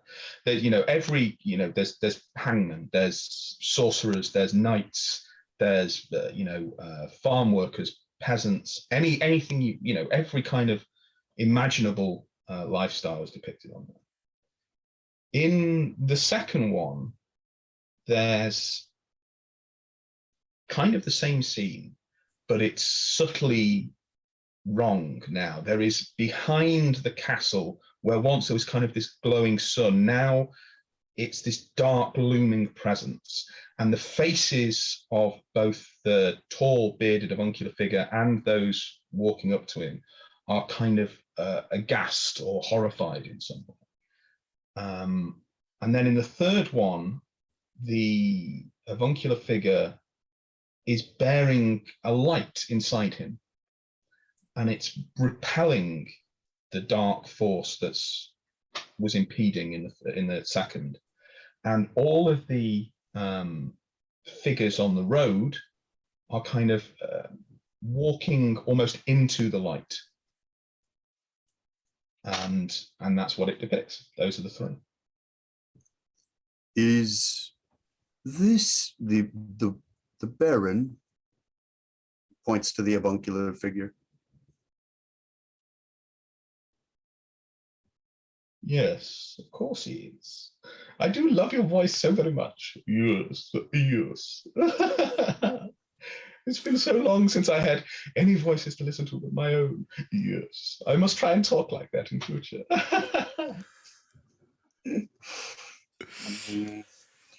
Who is Is there a door behind these tapestries or anything? Kind of press on them a little. Door. Well, you'll have to. The door is over there. Oh, I mean, you'll have to touch it to find it, of course. But you should be fine.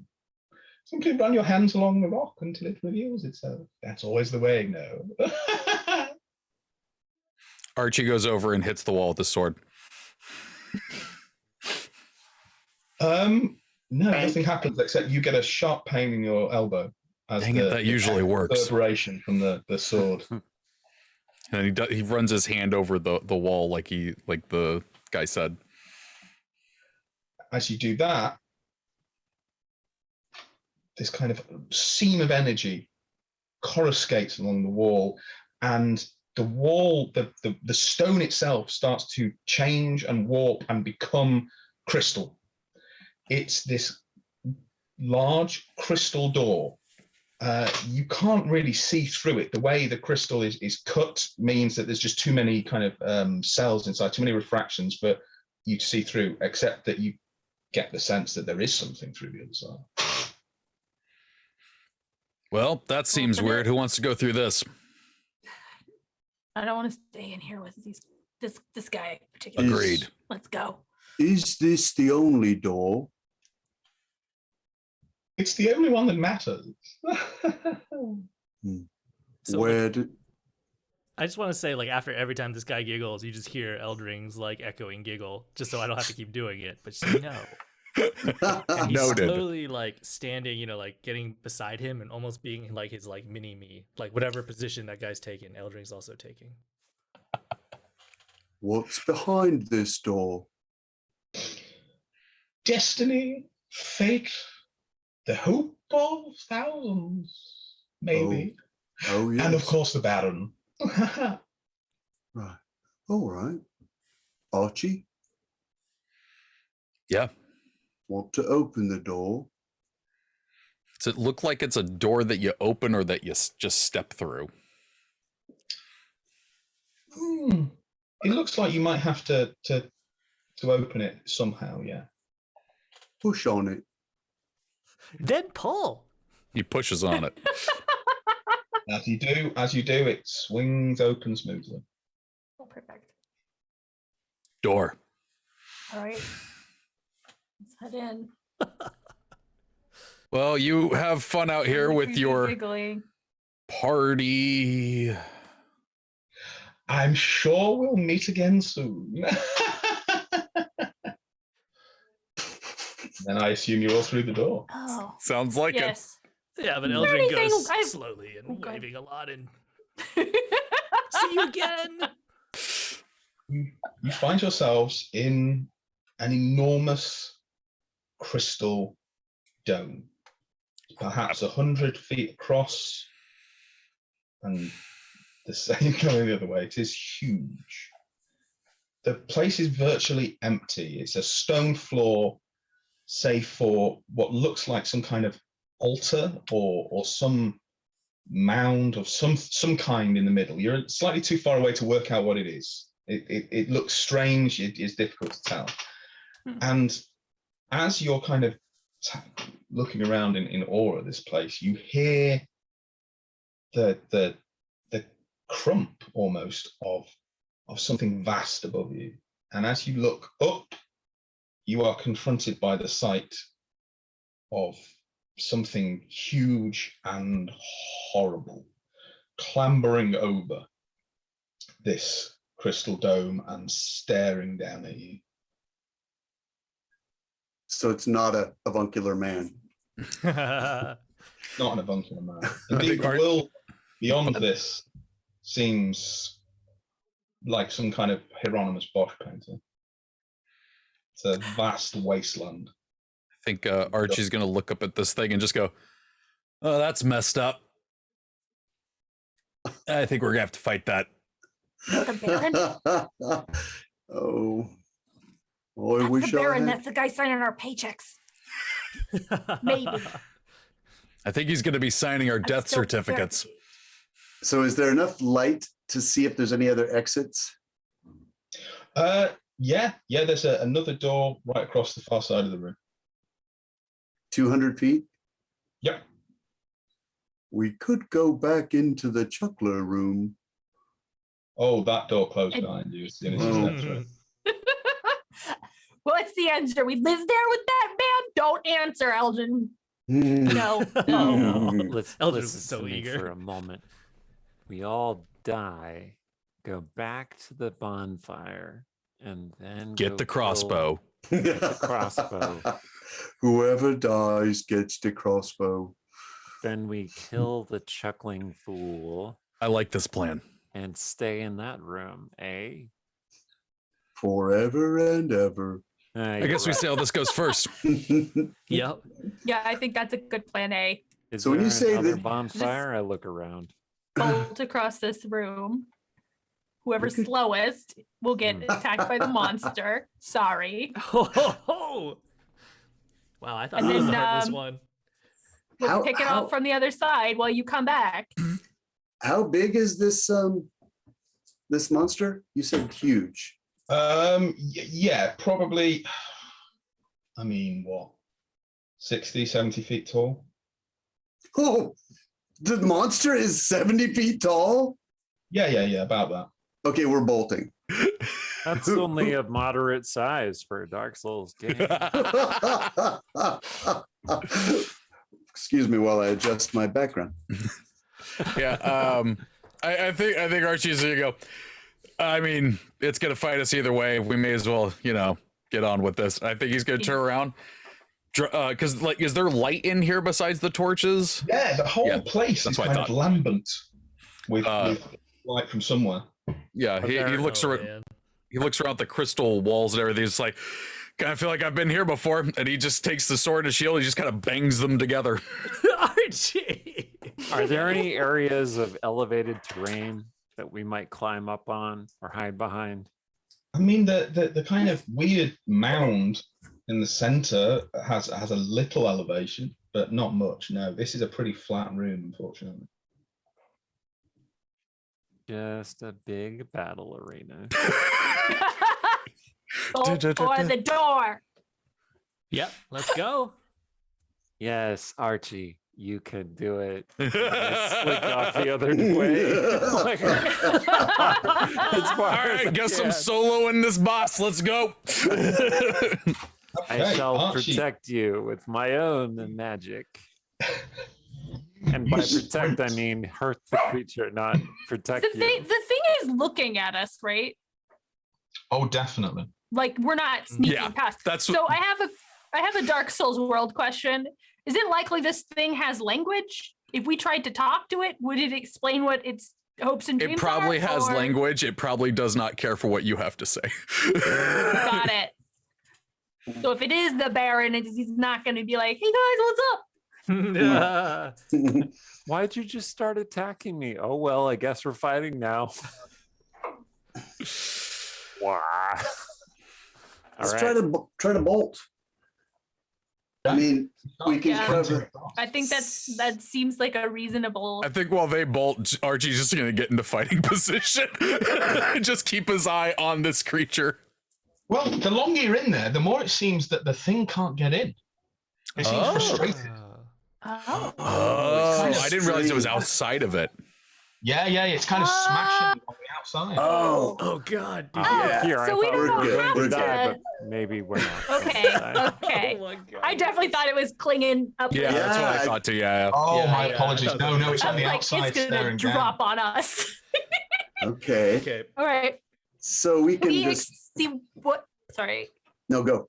I was gonna say we could go see what that mound in the middle is Yeah, let's Yep. go do that.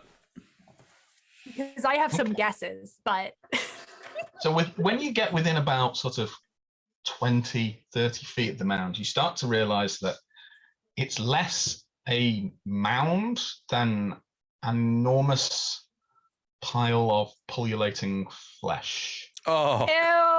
Oh, Mass mound of flesh that's long clearly drawn things into it over time. So now there's parts of it seem to be crystalline, parts of it seem to become stone, but the majority of it is skin. And atop this mound of flesh otherwise perfectly preserved is this bearded avuncular face. And it splits into a smile as it sees you. At last, my most faithful followers. That's It is messed good up. to see you again. That's messed up. Wow.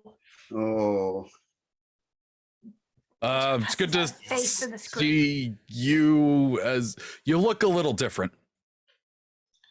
Time has been kind to none of us, but my sacrifice was worth it, as yours has been. Sacrifice was that exactly. You gave yourselves to the flame, my friend, as you have done so many times before, when, of course, you could not find others to give in your stead. The flame. Yes, the flame. are we here to do that again? Oh, my sweet belly, of course you are. Over was and the- over. Pact we made, was it not? If you could find none to hang and give in your stead, then you gave yourselves, and you would be reborn, and again you would return, either with some to give in your stead, or else to give yourselves to the flame. And thus we have kept out the great beast for all these many, many years. Come, 'tis time to do so again. These strange little tendril things kind of erupt from his skin, reach down and prise open what was clearly once his chest, and you can see inside these kind of these organs, long ago atrophied and now almost kind of pathetically small. And then there's this burst suddenly of flame, and inside him there is a bonfire. Whoa. I repeat, that's messed up.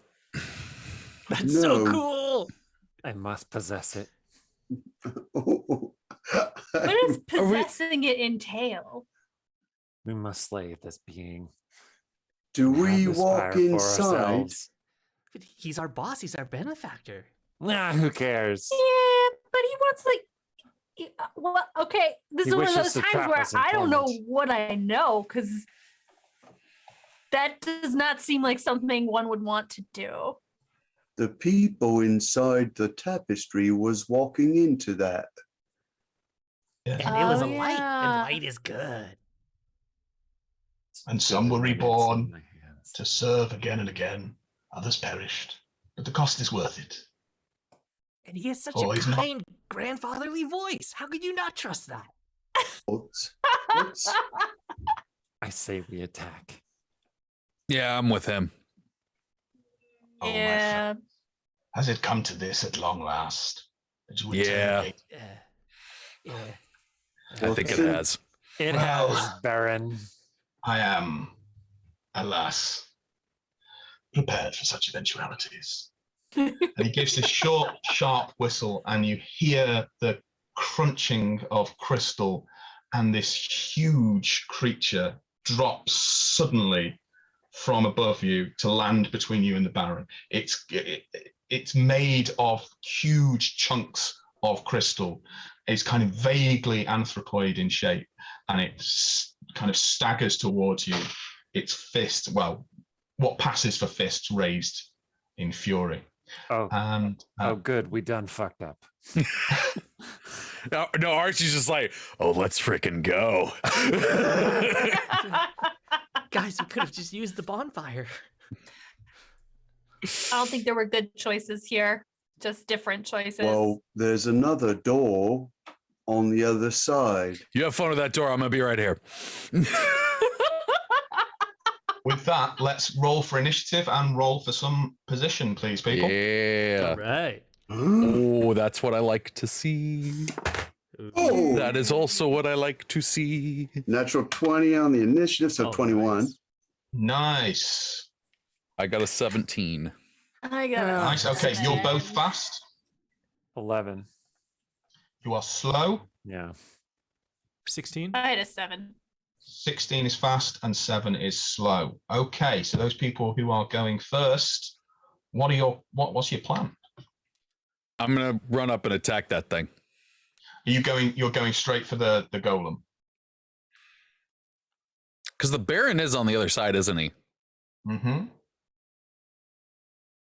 Is his So chest still open?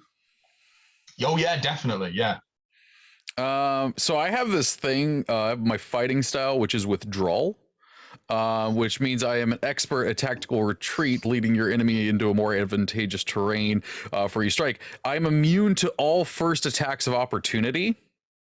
So I'm actually going to run by the golem and I'm going to go stab the Baron in his fleshy face. Love it. The rest of us are like, well, Awesome. as long as the knight is here. Hero. Okay. Right. Okay. Yeah. You can make it to the Baron. Make me an attack roll. I rolled a nat 20. Nice. Hell yeah. Yes. Okay. Make me some damage roll. So what does a crit do in Dark Souls? Double damage. Double damage? All right. Wait, what? How does position damage work with that? You add that on afterwards. Oh wait. Okay. It was a little less exciting because one of the rolls was a 1. But that is does the bonus get added twice? No, Okay. just the dice roll.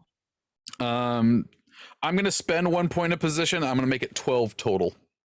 Okay, the Baron howls in fury and agony, and the golem immediately loses kind of any interest in anybody else and turns towards you. That's what I was hoping. And it's coming straight for you. Okay, what's next? Come on. Archie knows what he's doing. So Belly, it's you and me, right? Does he? You go ahead. All right. Okay.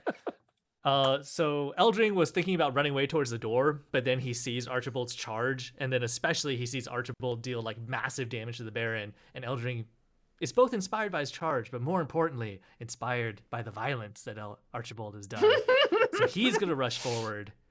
Can I make it to the Baron if I go like around the golem and not like straight through and provoke the attack of opportunity?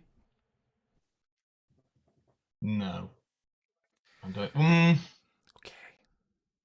Yeah, no, I don't think so. I think you're gonna, given the golem has now turned around, you're gonna be kind of cutting basically in front of him. Yeah, I'm just gonna. Yeah, great. I'm gonna do it anyways. Okay. Because I have a plank shield, I healed 1 position, so I was back up to normal of my base position. So I'm feeling good. Run past the golem. Let's attack the Baron. Okay, golem is going to make its attack of opportunity. Pray it doesn't hit you. That is a 12. That does not hit. Which, given that the golem has a +9. Wow. The gods Yikes. smile down upon fools. Make me an attack roll. Oh. Make me an attack roll against the Baron, sorry. Oh, okay. Oh, that's not great. So that's going to be a 10. You are going to need to spend 4 points of position.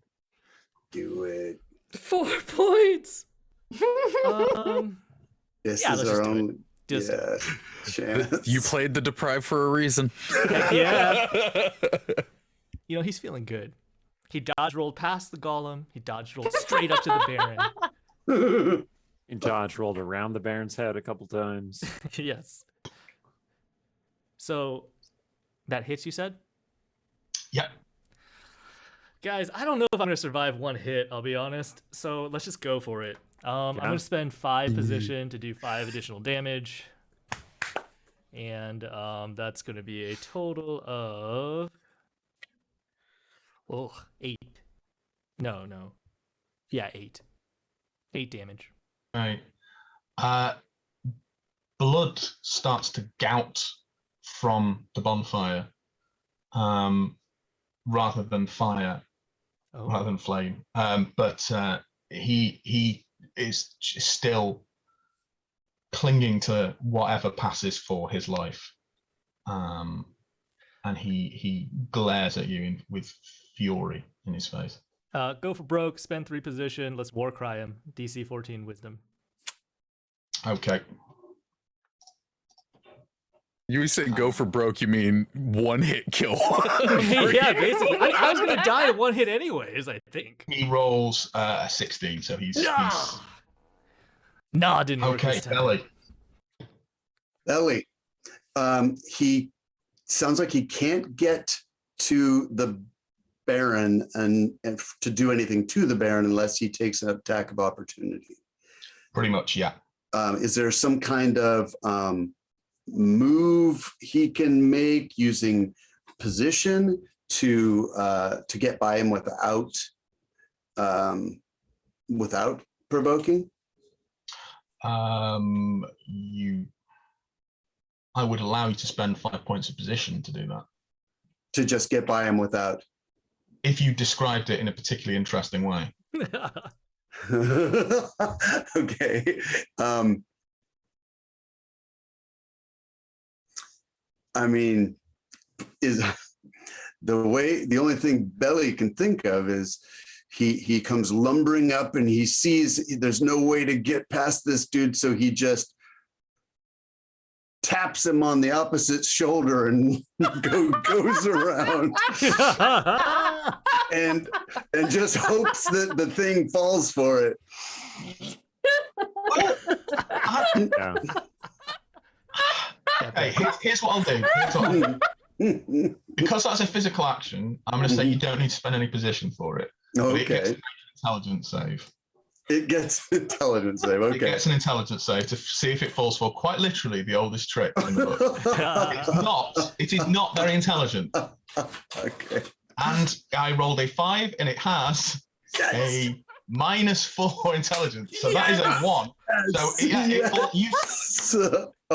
greatest dummy in the history of Dark Souls. MVP. I'm You discovered genuinely an sad. exploit on the first round. I'm genuinely sad I have no artistic talent because I would so want to draw Belly doing it. Yes. Oh, it works every time. And he's gonna he's going to get to, he wants to spend more movement, by the way. He wants to get past the Baron after he does his action. If there's any. No? Absolutely fine. Okay, so he's going to touch Archie with both hands and say, "The little ones are with you, and the miracles." And he's going to shake the chimes on his hood and give him 18 position. He can. So I have 9 in my. Loves Archie. So wait. I have. Quick question. Does it go above what I rolled? Amazing. It goes back up to no, it won't go. It won't go any higher than. I would say it doesn't. It doesn't. I'm sorry. No, it doesn't go higher than. I followed what you were doing there. That would I see what you're doing. But yeah, I think Eldrin would really appreciate that. Okay, so wait. So I can't give him. It's not like temporary hit points. I don't give him more than his pool max. No. Okay. So, and I saw. Is Eldrin hurt? Very hurt. Very. Oh my god! Did the thing hit him? Almost dead. He spent a lot of position to do the things that he did. Oh, okay. Okay. Is there a way for me to know how much position I can give him without spending more than I need to? Could ask. I mean, Yeah, let's ask. how much position do you By your have? injuries. 12. You're down 12? Mhm. Okay, so I restore, I spend 6 of mine to restore 12 of his, and You're a hero. and I'm going to move. How much movement do I have past them so I can get? Oh, I'm going to say you ran up, you tapped him on the shoulder, you ran past to get to there. That's you. That's your movement. Okay, so Unless you wanted to, no, yeah, because you've done the action. So yeah, sorry, that's. Okay. So then I am done, and I cringe, cower, make myself Okay, small. well, he's going to be able to hit all 3 of you God, of course. without any real effort on his part. So he's going to start with Archie. Let's go. Okay, that's 13. No. No. Then he's gonna That's actually what Archie says when he blocks it with the shield. No. I do not. I think right. Okay, so now 14. I rolled a 4 and a 5. Oh my god. You got my rolls. 14.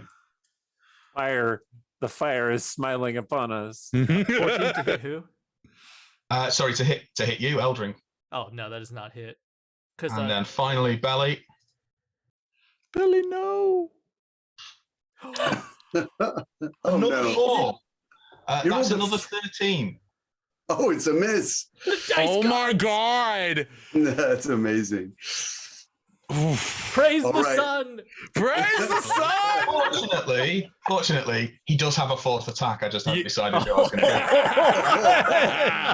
And I think it's going to be. I mean, you've got. It's got to be right. Yeah. Come It's gotta be on. Come on. +9 to hit.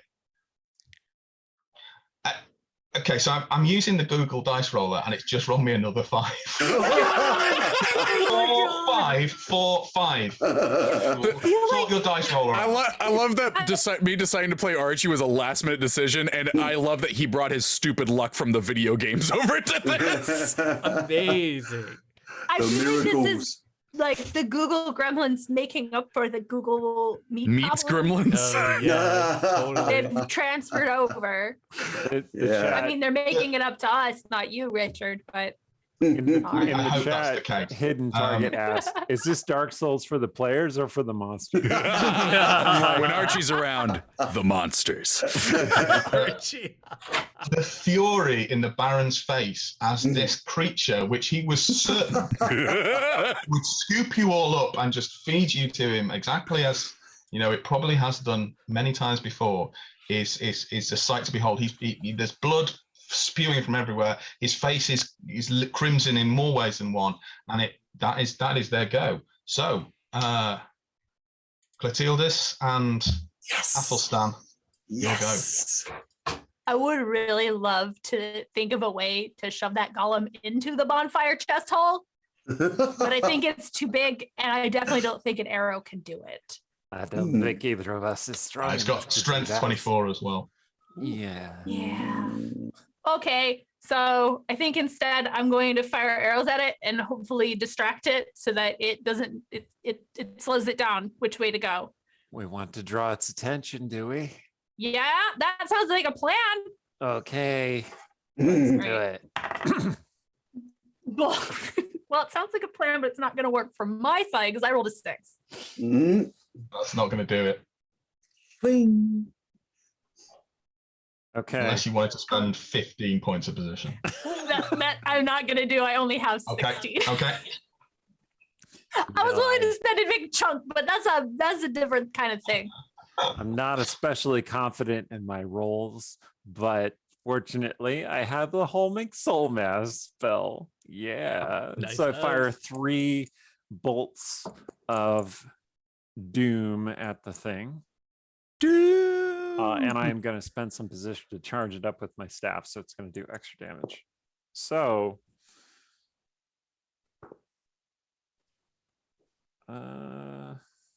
yeah, I gotta roll different dice. Anyway, it does a total of 7 points of damage from Excellent. the 3 blasts. To the Baron? No, we're trying to draw the golem away. To We're on the golem. other side of the golem. I assume we can't hit the Baron, so that's part of why I suggested that plan. Well, I definitely hit it.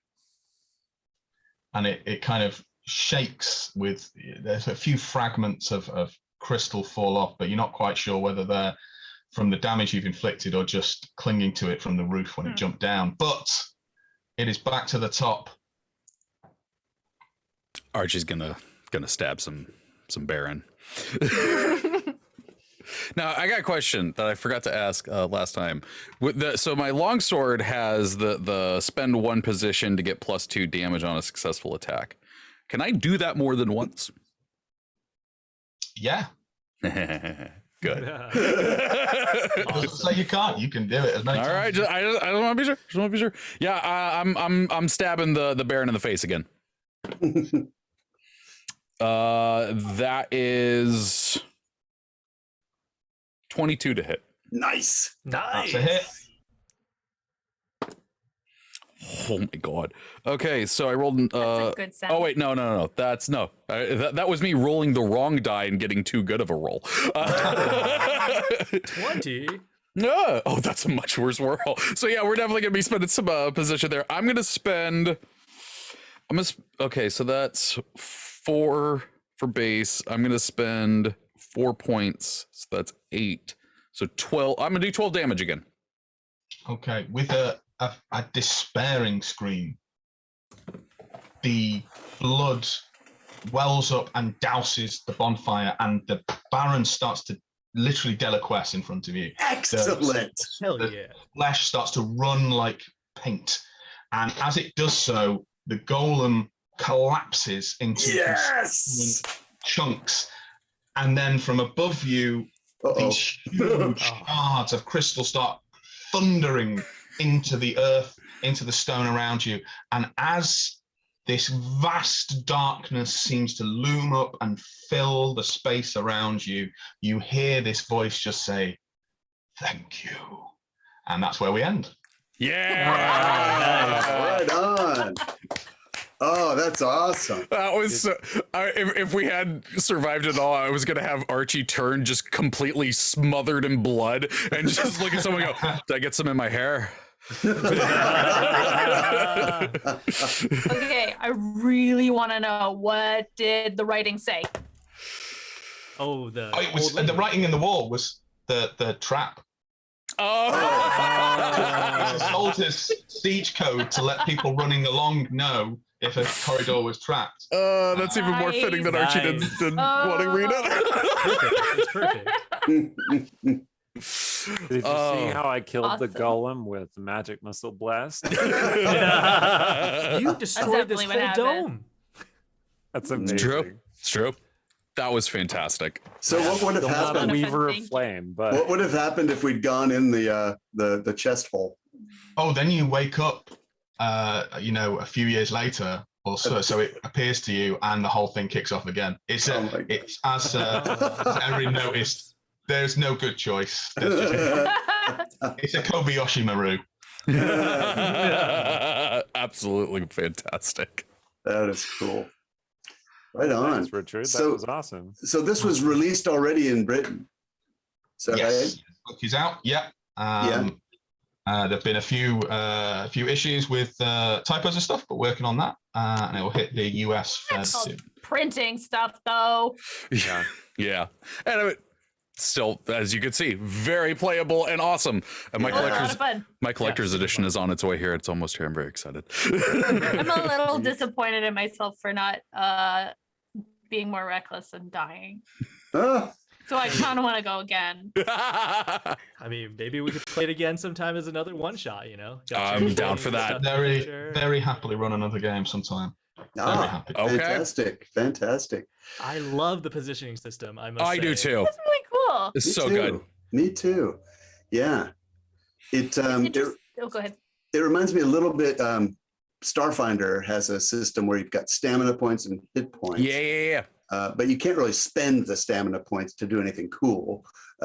So I like this innovation. It's cool. I'm okay. Dark Souls okay. has the two different, you have your stamina and you have your damage, and kind of we considered splitting them and having one you could spend and one you just had to conserve, but it felt a bit clunky and a bit too bookkeepy to have to be kind of running down one and running down the other, so we just kind of combined them. Well, Yeah, what I that really makes like sense. about that is I kind of feel like that feels more Dark Soulsy, because when I get like I said earlier, when I get greedy and I get in those extra attacks and my stamina gets all the way down, I'm not going to be able to block. I'm not going to be able to dodge, and those bosses can probably one hit me. So being able, so spending all of that to do the reckless stuff and to get the result of I hit you, you died. That's I mean that's perfectly Dark Souls. Yeah. That's definitely what we were trying for. Yeah. I really like too that you've created a mechanism to make backstory relevant. Yes. You know, Yeah. that really incentivizes the role playing, and that's really fun. That was an Alan Barr said you need to give those a system, because originally they were just, oh, here's some cool role play stuff, and he said no, make a system for these. It makes, because incentivizing role plays, I think, something every role play game should try to do, because obviously that's the nature of the hobby. And so we came up with something which I'm glad you liked it. And That's great. I'm a fan. Okay, so I wanted to point something out since we were talking about positioning. So in the book, it says a note on position, and I'm just going to read this because I love how it describes it. It's both a measure of your health, stamina, and vitality, and a resource you can spend and replenish, allowing you to perform amazing combat maneuvers and make use of devastating battle abilities. Because the way you seem to be treating positioning is exactly how I think of hit points as being. Like, hit points aren't just some health meter. They're supposed to be like, your drive to keep fighting. And if as your hit points go lower, it means that the fight is wearing out of you, Mm-hmm. Yeah. And I think this is exactly what I think hit points should be. And applying it in this way is great. Yeah. Oh, thank you. Yeah, it's something I've kind of, I think if you're kind of in and around D&D and you hear this kind of debates over what are hit points, what are they measuring, and as you say, if one arrow can kill you, then clearly, a fighter with 50 odd HP, it's not just measuring your ability to be hit by arrow. It's not your blood volume. So I think, I think it's kind of a natural evolution of that kind of discourse in some ways. And it does work so nicely with Dark Souls. Yeah. I think the other thing I liked about it. I'm going to think about applying something like this in our game. So the other thing I liked about it was the fact that you brought back the bloodied mechanism. And I'm not sure if I love that. I love bloodied. Yeah, I think it's great. I'm not sure if that ever actually kicked in for any of us here, that we would see. Me, I don't think it actually, because what mine did was I got to add a +2 to my wisdom and to my AC, and then I had advantage on saving throws against magical attacks and effects, and I got to remove one negative condition. I didn't have any negative conditions, but I was very ready to get hit and be like, ooh, look, my AC got higher. Yeah, same. So what I love about it is the fact that I know I have this bloodied ability, so I could actually look at the enemy, make some risk assessments, and then actually sort of plan to use my positioning in order to sort of trigger my bloodied ability if I needed it. And that is tactical layers. Yeah, I think that's the thing that I think the first time you play Dark Souls, because there are a lot of additional subsystems that you're using as a character, and so I think it's natural to lose, to forget one or two of them. I mean, God knows I forget some of the ones I've written myself when I'm GMing it. So it's easy to do, but the more you play it, the more you can start to build those tactical things. So it's like when Treavor, you at the end were using your fighting style to set people up. That's one, what the initiative system is to do. Two, it's what the different abilities are to help with, and the bloody thing, so that you're constantly kind of, well, if you do this and you spend your position to do this, then it allows me to do this, and it's to try and put kind of some more of that tactical combat that there was very much a big part of 4E back into the 5e, where for one reason or another it's got missing. That's not to say it's a bad thing that it's gone missing. 5e is great, but I'm a big fan of anything Rob Heinze was lead developer on, because the lead designer on, because the man's a genius. So putting more 4e back in 5e is something I'm always happy to take credit for. Nice. Cool.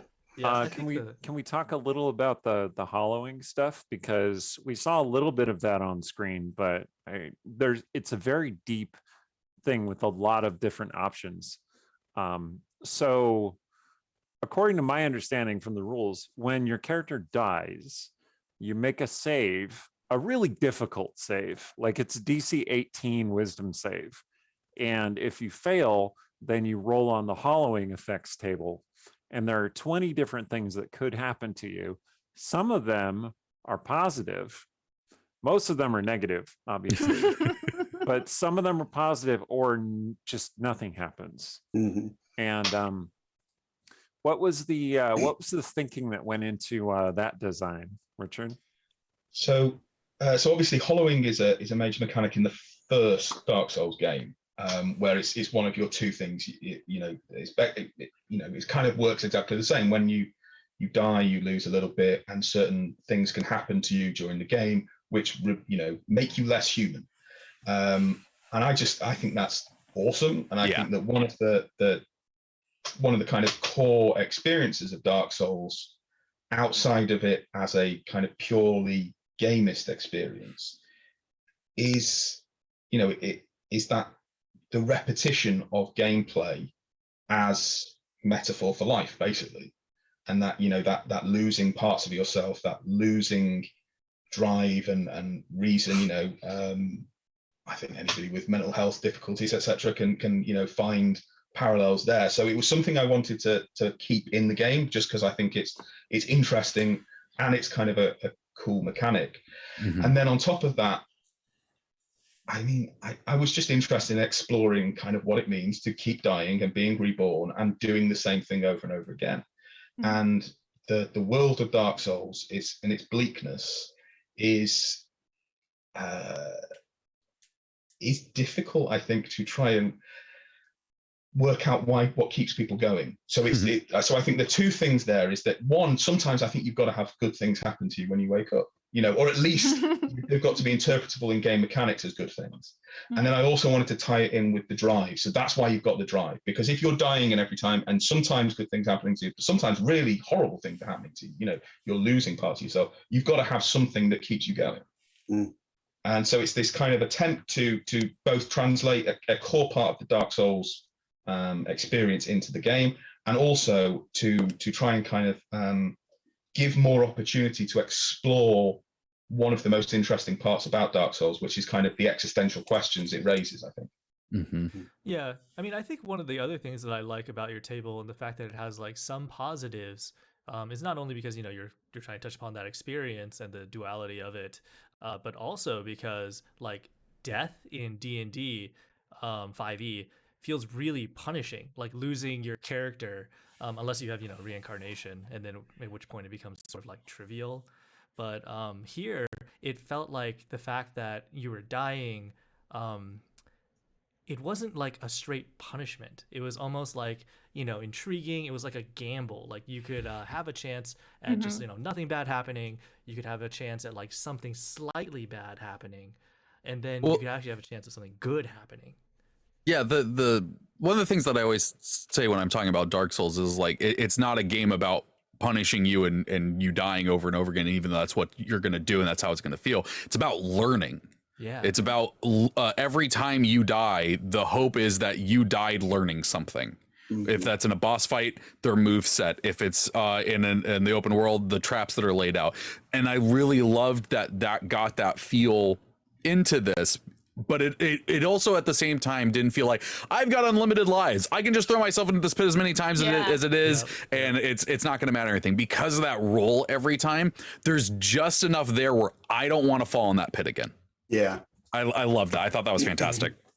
Yeah, super cool. God, I could just see a group stuck at the pit. I know. If you ever so- had. I'll be honest. Like I was thinking, if I played with like a certain group of my friends, what we would do is just create level 1 characters, get to that pit, and then fling ourselves in there over and over until one of us became like the uber The game. Yeah. max everything. But that's kind of that's what's like fun for our certain group. Yeah. And so it's great that you enable that fun. You have a system that can enable that fun.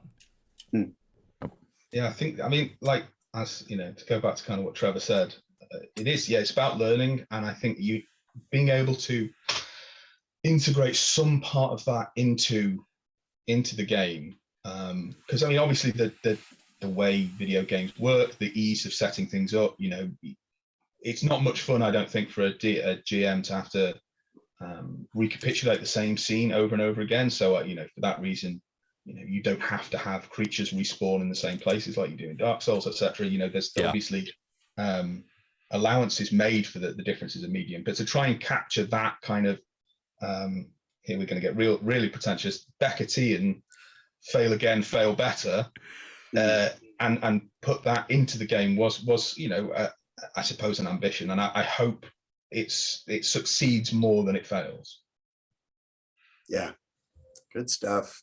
Loved Yeah, it. so what are some systems? So I noticed that, you know, madness was actually a system. You had like temporary madness and you had like permanent madness. But that's not something that we obviously explored in this session. So like, what are some other mechanics or systems that we have in Dark Souls, the role-playing game, that we didn't get a chance to see? Well, we didn't get a lot of time with the boss, and the bosses are really horrible. They get to spend position like you do, so they will hit. You know, I could have spent position to hit you every single time then, but we were getting close to the end, and I didn't feel that it would be much fun for the viewers as much as anything to suddenly have you all back at the bonfire with you having to make your way all the way back to the boss. So I left out a few of the things. The bosses all have some really cool abilities and some great ways of spending position. The madness thing is in there, which is kind of it basically riffs off the SRD version of madness. I don't think it's hugely different from that, but it is subtly different in some ways. And I changed some of the we played around with quite a lot of the individual instances to make them feel more Dark Soulsy, because, and I think, you know, it's important to note that this is Dark Souls madness, which is, you know, the madness of being resurrected 100 times, or of, you know, confronting a beast from the outer abyss. It's not real world madness. It's not an attempt to depict anything like that. Yeah. Richard, real quick, one of our viewers says, what are you talking about? They were ready for a party wipe. They were like cheering for you to like wipe the table with us. Well, I mean, this is good to know, you know, but hopefully next time I'll make sure to make the most grind thing you can ever imagine, and it will just be an absolute meat grinder. Actually, now I just realized I kind of want to run this system, but in the Tomb of Horrors, because I think that would be amazing. I feel like that would improve Tomb of Horrors. Yeah, for sure. substantially. Absolutely. Totally. Like when I just want to say, when I ran Tomb of Horrors for the Westgate Irregulars campaign, our usual campaign on this channel, I was kind of planning something like that. Like if people had died, they would just come back to life at the beginning. You But gotta tell us that at the start. We don't want to fling our characters into a pit trap. Nobody wants that. Well, the goal is that you try not to die the first time. And, I mean, it's fine. It's there fine. was a lot of yelling when we played. We can talk more about it later. I'm just gonna tell you, Richard. None of us. I mean, I Nobody- can understand that just- everybody's frustration. Well, the So thing is, You're like, oh, so you played Tomb of Horrors. Got it. Yep. no one wants to die, and your characters shouldn't want to throw themselves into their own death, right? But in Dark Souls, like Right. you're becoming less and less human as time goes on. So maybe your perspective changes about death, right? Which is just a very interesting kind of just perspective change. I actually do have a question though about a system we didn't get to see.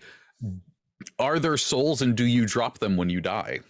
Yes, you Ooh. do. Yeah. That's one of the so yeah, you would usually collect souls from killing your enemies, as you would, you know, like XP, and you can find souls about the dungeons, etc. I tend not to bother in a one shot because for obvious reasons. But yeah, if you then die and you are playing full soul mode, you lose them all when you die.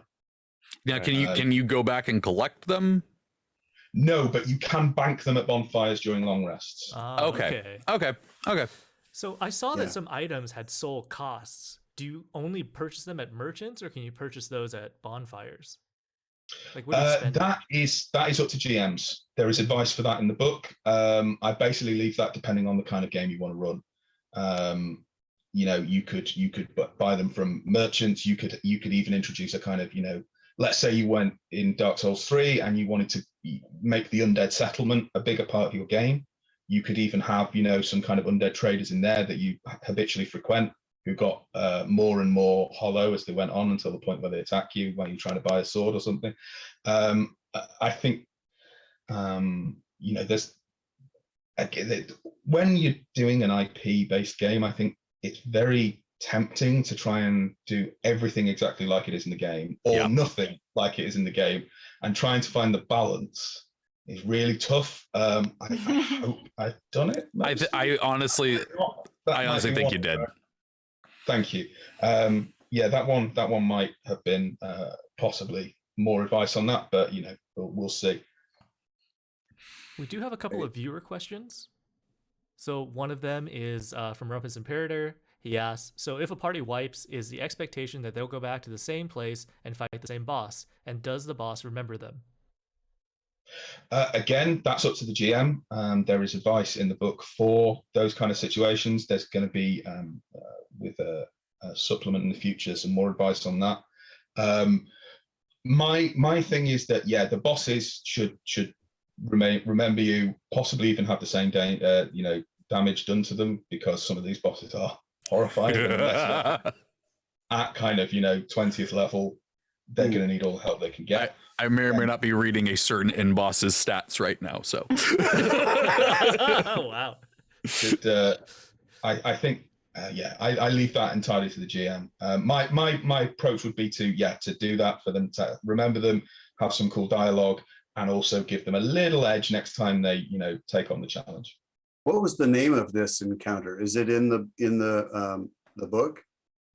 It's not in the book. It is written in a kind of in a substantially different form that I've kind of evolved over many playtests of this now. It's called What Remains in the Fire.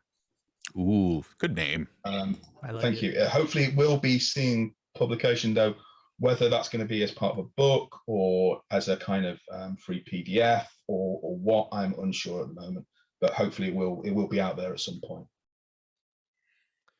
So something really witty asks, how would one keep themselves alive against a boss if the dice like them? By them, I think they're referring to the boss. Like, the boss rolls really well. Does the party still have a chance? Yes, provided you are of sufficient level. We've got the challenge, the CR rating in there for a reason. If you go and try and fight Yorm the Giant at first level, there's nothing you can do. You are going to get wiped. But players do get access to lots of cool abilities. There's loads and loads of weapons in there which will give you bonuses, status things that allow you, for instance, if you're fighting, I don't know, the Nameless King, there is sets of armor which give you resistance to lightning damage and things like that. So you can optimize your build in order to take on more challenging bosses. You're obviously going to get more position, which is you're going to spend it in different ways, but you are still going to have to work together with a party. You're still going to have to play smartly. You can't just kind of line up and start hitting it, because you probably lose. But if you think your way into the encounter, take it on in different ways, then you've always got a chance. Provided, again, like I say, you're of a reasonable challenge rating to take it on. You can't just dodge roll up to things and just start swinging. Dark Souls. Dark Souls. I was kind of wondering when we were going to run into a mimic, but Oh, man. Those things are so cool in Dark Souls. They're so good. So I have one last question. I don't know if anybody else had a question. Nope. All right. No, I'm just enjoying no, listening. go for it. So we saw some. Were you a pyromancer, Ethelstan, Eric? No, I was just a sorcerer, You were a but sorcerer? I had delusions of wanting to wield fire. Mhm. That was the character that I decided to play.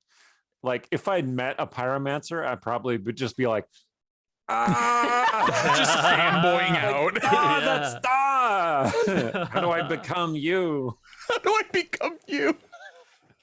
Yeah, so we Do I saw- kill you and wear your skin? like a Do you have any top? advice for aspiring pyromancers?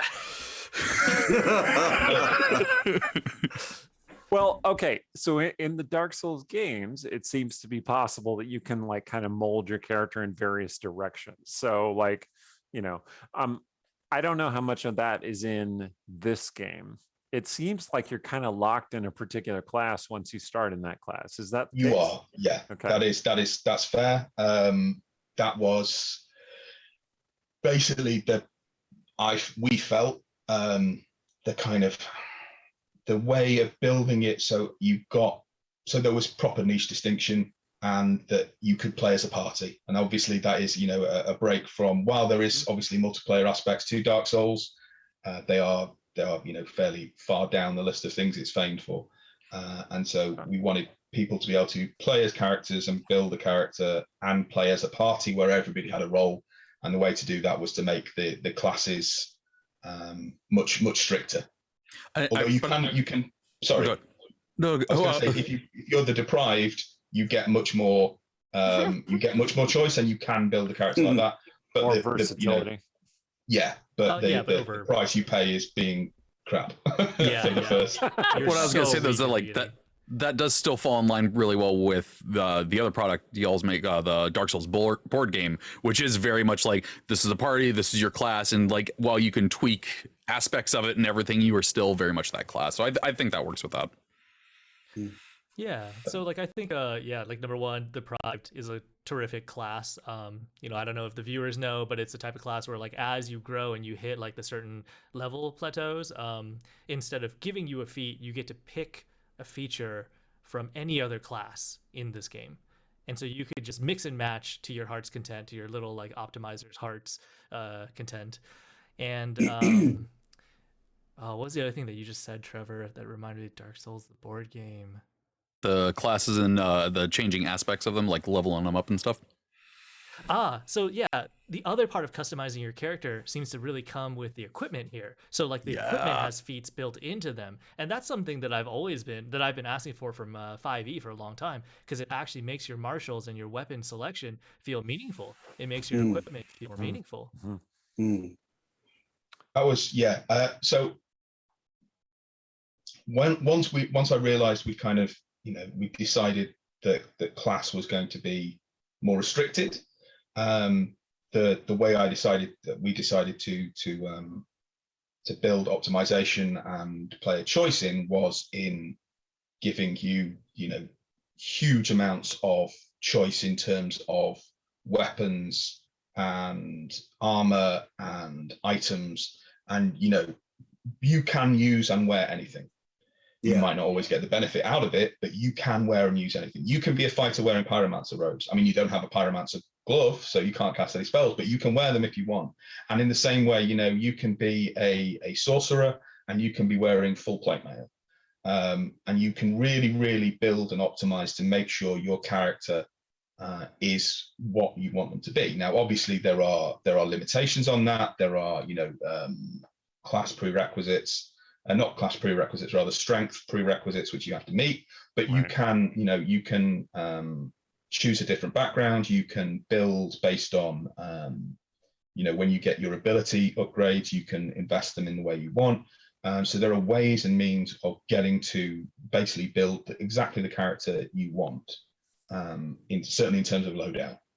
Yeah, the weapon abilities seem like tricks that you do with the particular weapons, which kind of harkens to how you play the game, because different weapons have different move sets, and so my sorcerer was carrying around a dagger which required 11 strength, and he has a strength of 8, so it was like no, but like it's pretty neat.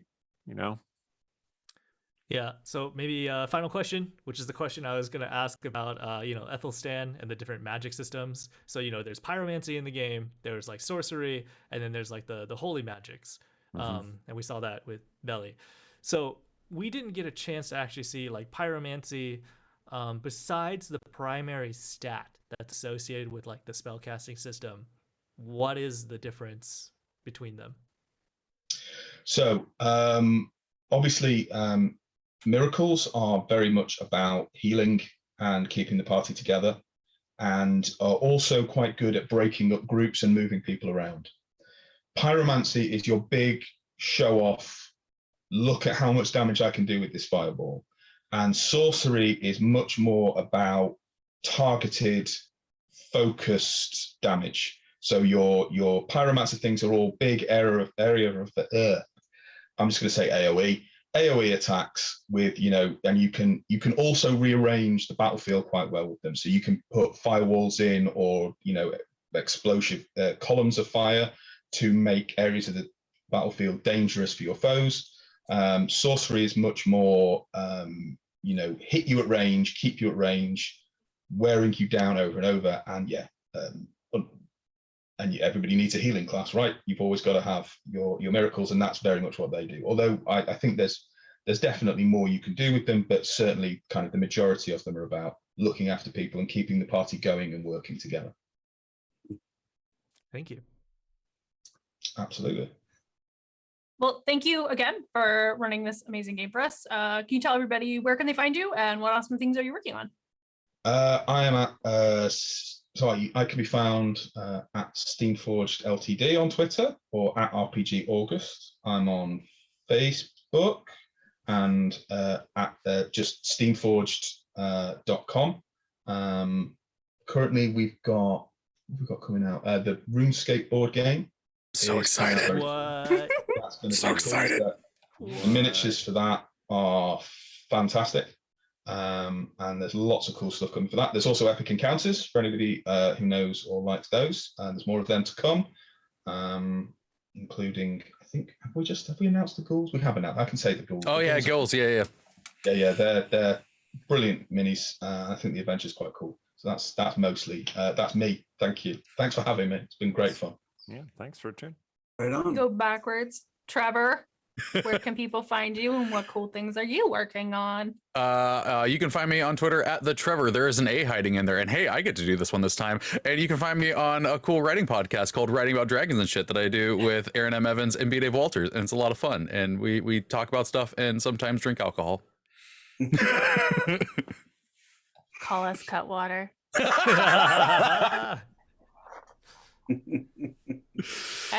Go backwards. I've completely forgotten who's Steven. next. Oh, okay.